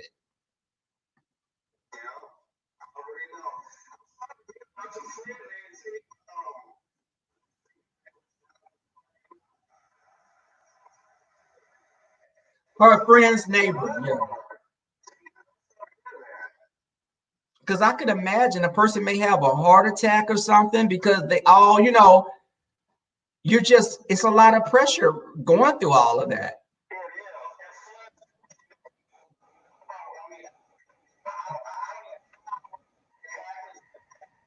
Hmm. It's definitely scary. And Lynn T, they had to come and get us out the house. The fire department had to get us out of the house. And it was, how did you get out? How did you get out your apartment? Well, Lynn said that, oh my God, they drowned.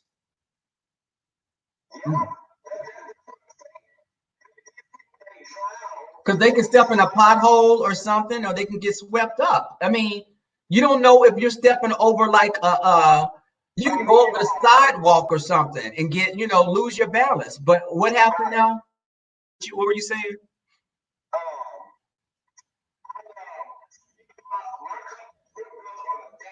Yes.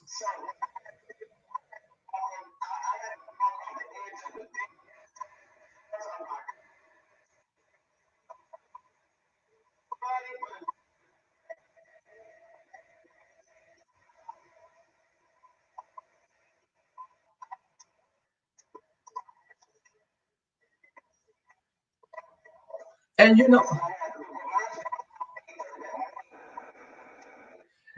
what? Your whole mindset is, oh my God, I can't see anything. You don't want to get in that water and it's dark like that. Yeah, it's snakes. It's snakes. Hey Shay, it's snakes in that water. Hell, you don't know if it may be alligators or something in the damn water. We're in Houston.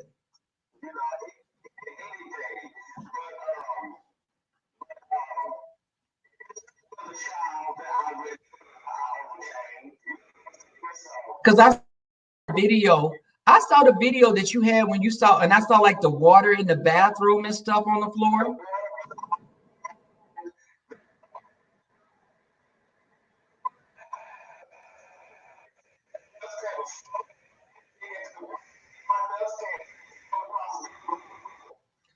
And you know what? And DJ, you know what? On that video, you're gonna have to send me the video and I can post it on my community page or something. Share it. Because I'll post my, but because how high your apartment was held, your apartment is probably what, like about 6 feet up off the ground, practically.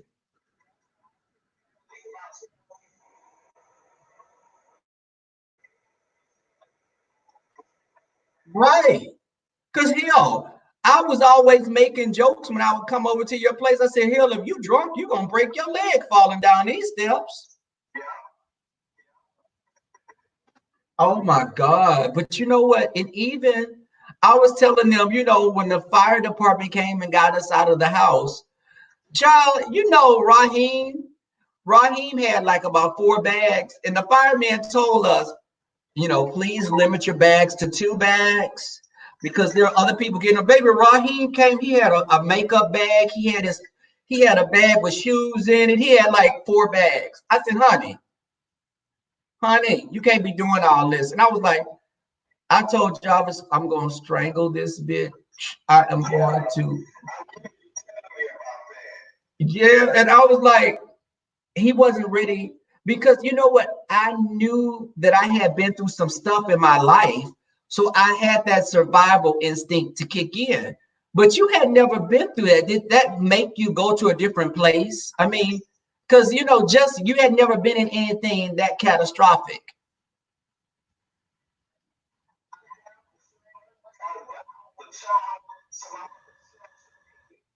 What was that? What was it? Oh, okay.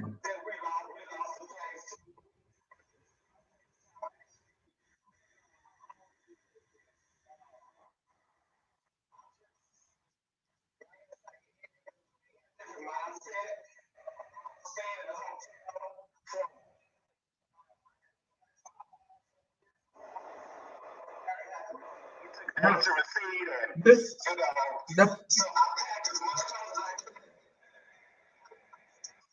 oh my God.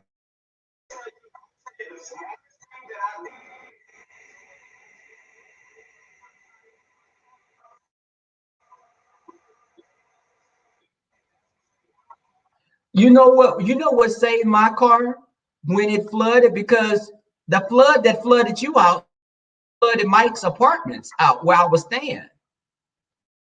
Because y'all, I moved when me and DJ have a mutual friend named Michael. I moved with Michael because of the last flood that we had.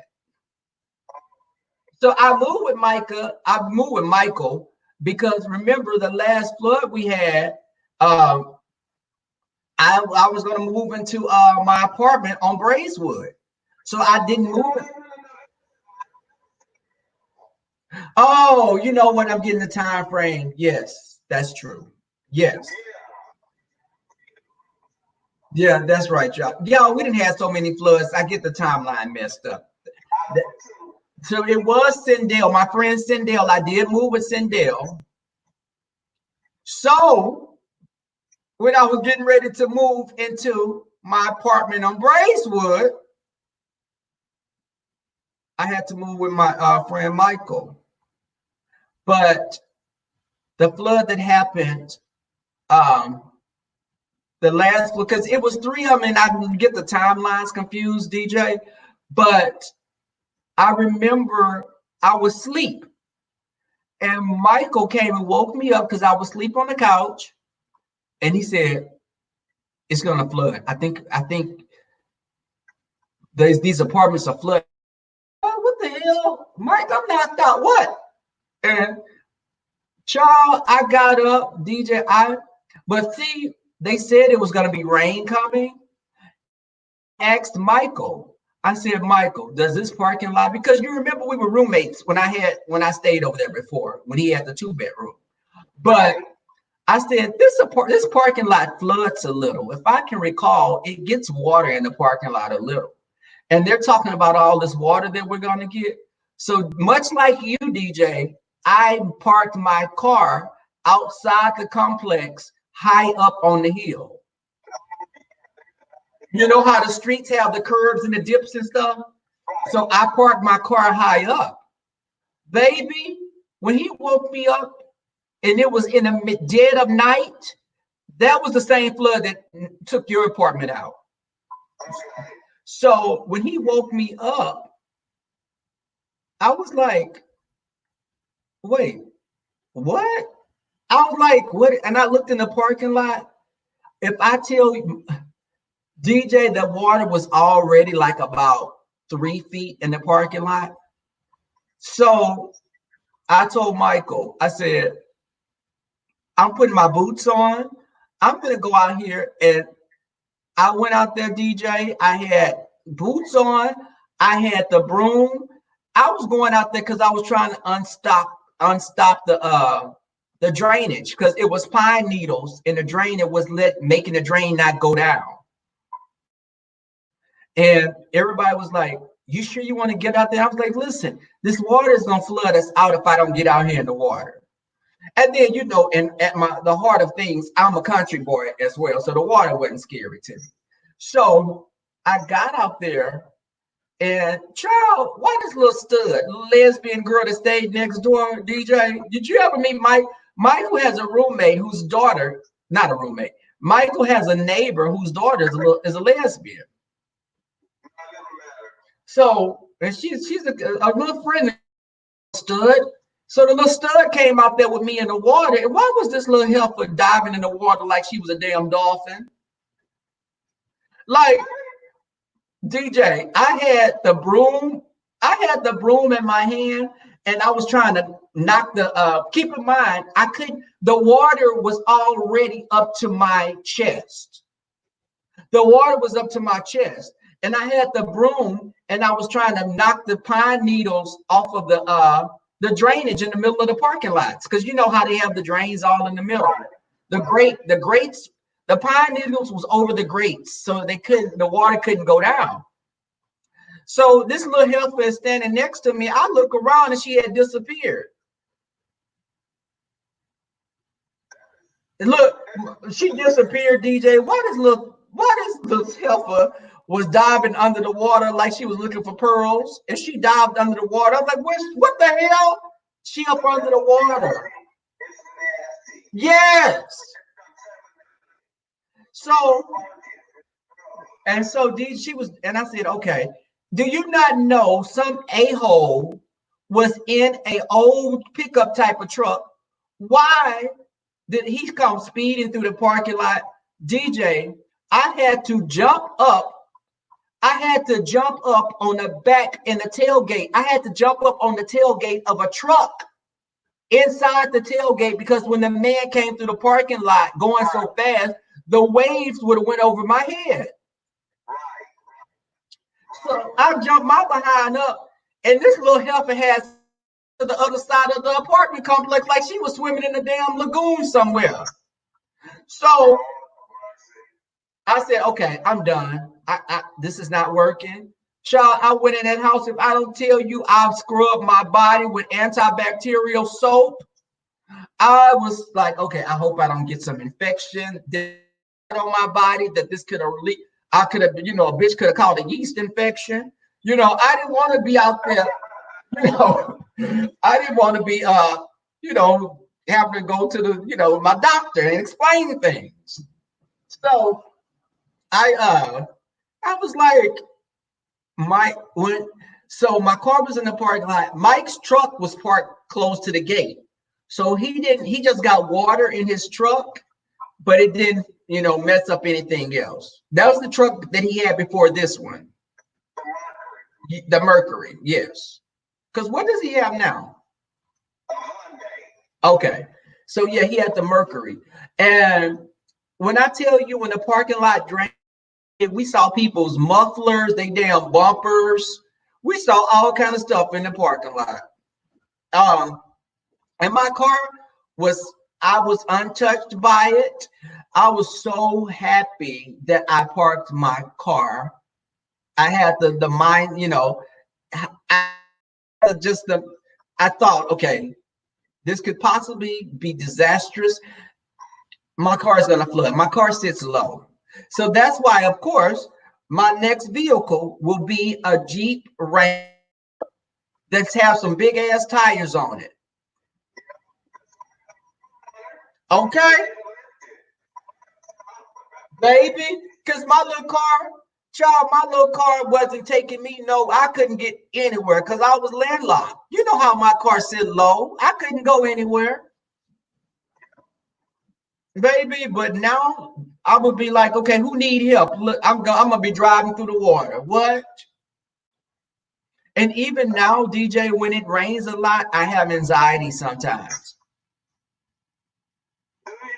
Because it's like right where I'm living at now, no, I really don't. I don't, because we've never ever everyone that I ask over here, it doesn't flood in my area like that. But there's parts of Richmond and West Park that do flood. So even if my apartment complex is not flooded, it's going to be like I'm on an island. But I do know now to we get a lot of rain. Wherever I move, I'm gonna look at the statistics of how it was when it flooded. You know, is this a flood zone? What just and I know some nice places like over here where I stay. There's some little side streets, DJ, that have some nice little townhomes and condominiums.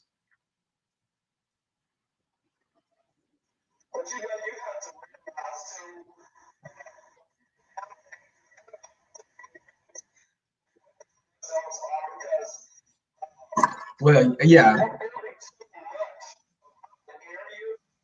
that there's no runoff.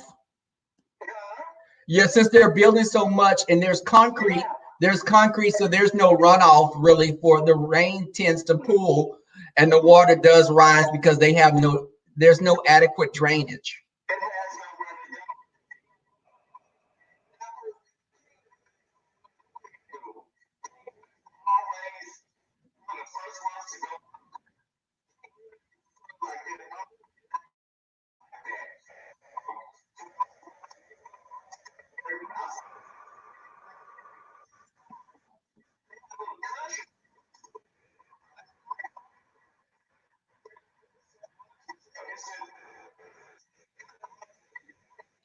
That is true.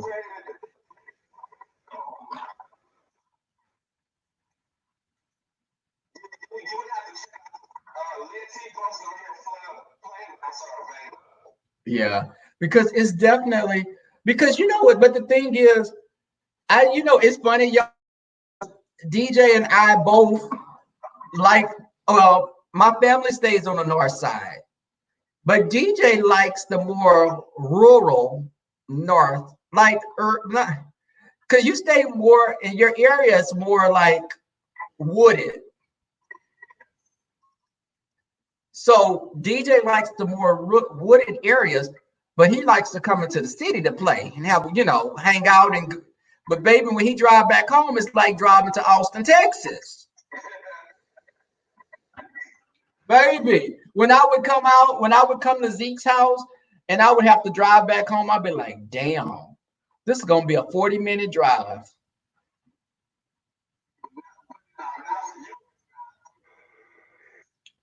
Well, I mean, when I stayed over by you, yeah. Because I stayed even further than you. And that long street going into the neighborhood and stuff, hell, it would probably be like 10 minutes to get to the house practically from the main street. Okay. Okay. And then they had like the constables and stuff over there, posted up to catch you speeding. But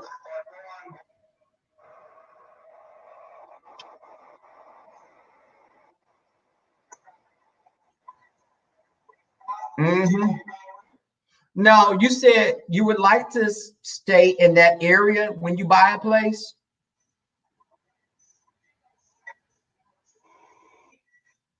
Okay.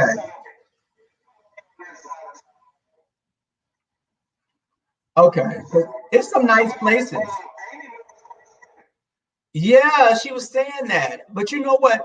But you got to remember also, DJ, that when it flooded that last time real bad, 290 got hit real bad.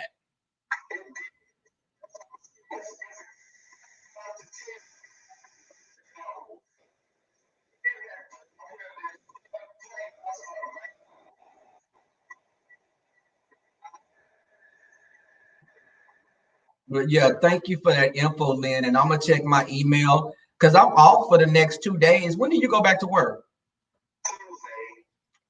Oh, okay. Okay, that's cute. I go back Wednesday.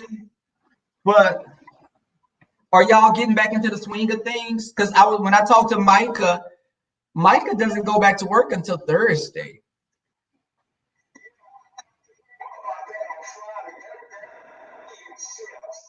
Right.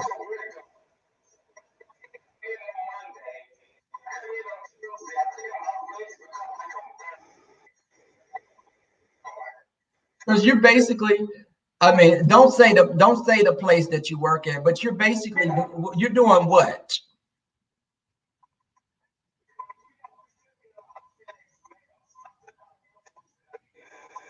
Okay.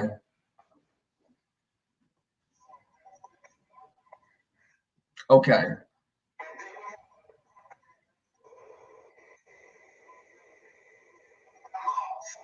Now, are you okay? But are you in?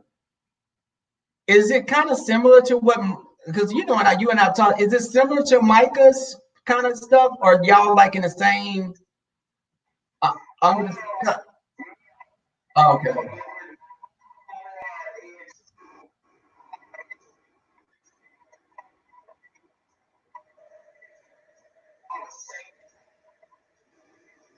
Okay. Okay. Okay. So okay, but and the thing is, when he was telling me about that, but the good thing is, y'all are both still getting paid your regular salaries. And you know, I was telling someone, like with me, hey Elizabeth, um, I was telling someone with me, uh, we're still getting paid. You know, if not, you know, I saw we got back pay, we got paid a little more because of us going to work. So I'm just like, but you don't even know how long can they keep that up. You know, that's not an indefinite thing because the funds are not continuously coming in for us to keep working and getting paid like that. So ultimately, we would probably get even, you know, they would start cutting back our hours ultimately, but we are back to doing different types of, we're doing back to doing some surgeries. So we're doing surgeries, but very little. You heard me? We're back to doing surgeries, but it's very little, you know, because we're more research. You know, we're not, you know, we're not dealing with patients per se like that. But I, you know, it's definitely. I'll be glad when everything gets back to normal and we can be doing our brunches and stuff because I miss all that.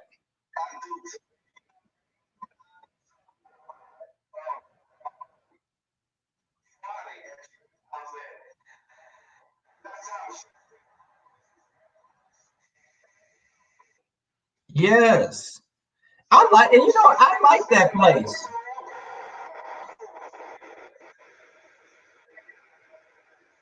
What was the name of the place again? The Present Company. Okay. Yeah, I did like the atmosphere. I did like how, you know, we were sitting up outside. It was a beautiful day. And right after that, everything went to hell in a handbag. Oh, Elizabeth is in Dubai. It's 8:30. What time is it there? It's 8:13 a.m. there. Yes, Elizabeth. But you know, one of our family friends, he's working over there in the same area as you, Elizabeth, but he worked with a company. Um, and he's getting paid, baby. He is the coinage is coming in. He got coins. I wish he was gay. He's straight up. We we know some of the best ones.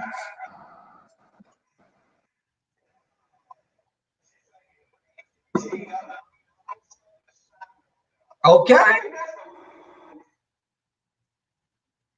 Oh my God, that is. What Elizabeth, how are you guys coping with everything? How, you know, are you guys are they quarantining there?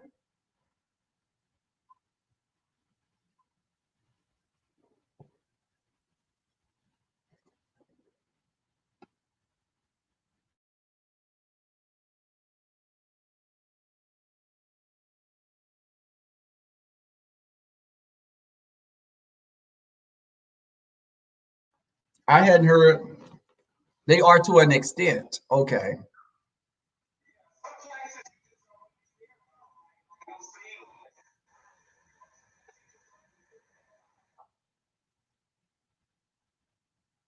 They're going to lock them back down at the end of Ramadan. Oh, okay. But y'all, DJ, this has been great. I've enjoyed talking with you. So we definitely, well, you're off tomorrow. I'll give you a holler tomorrow. Maybe we can do a stream yard tomorrow. Me, you, and BJ. I think he is off, or he'll be off like at 5 o'clock.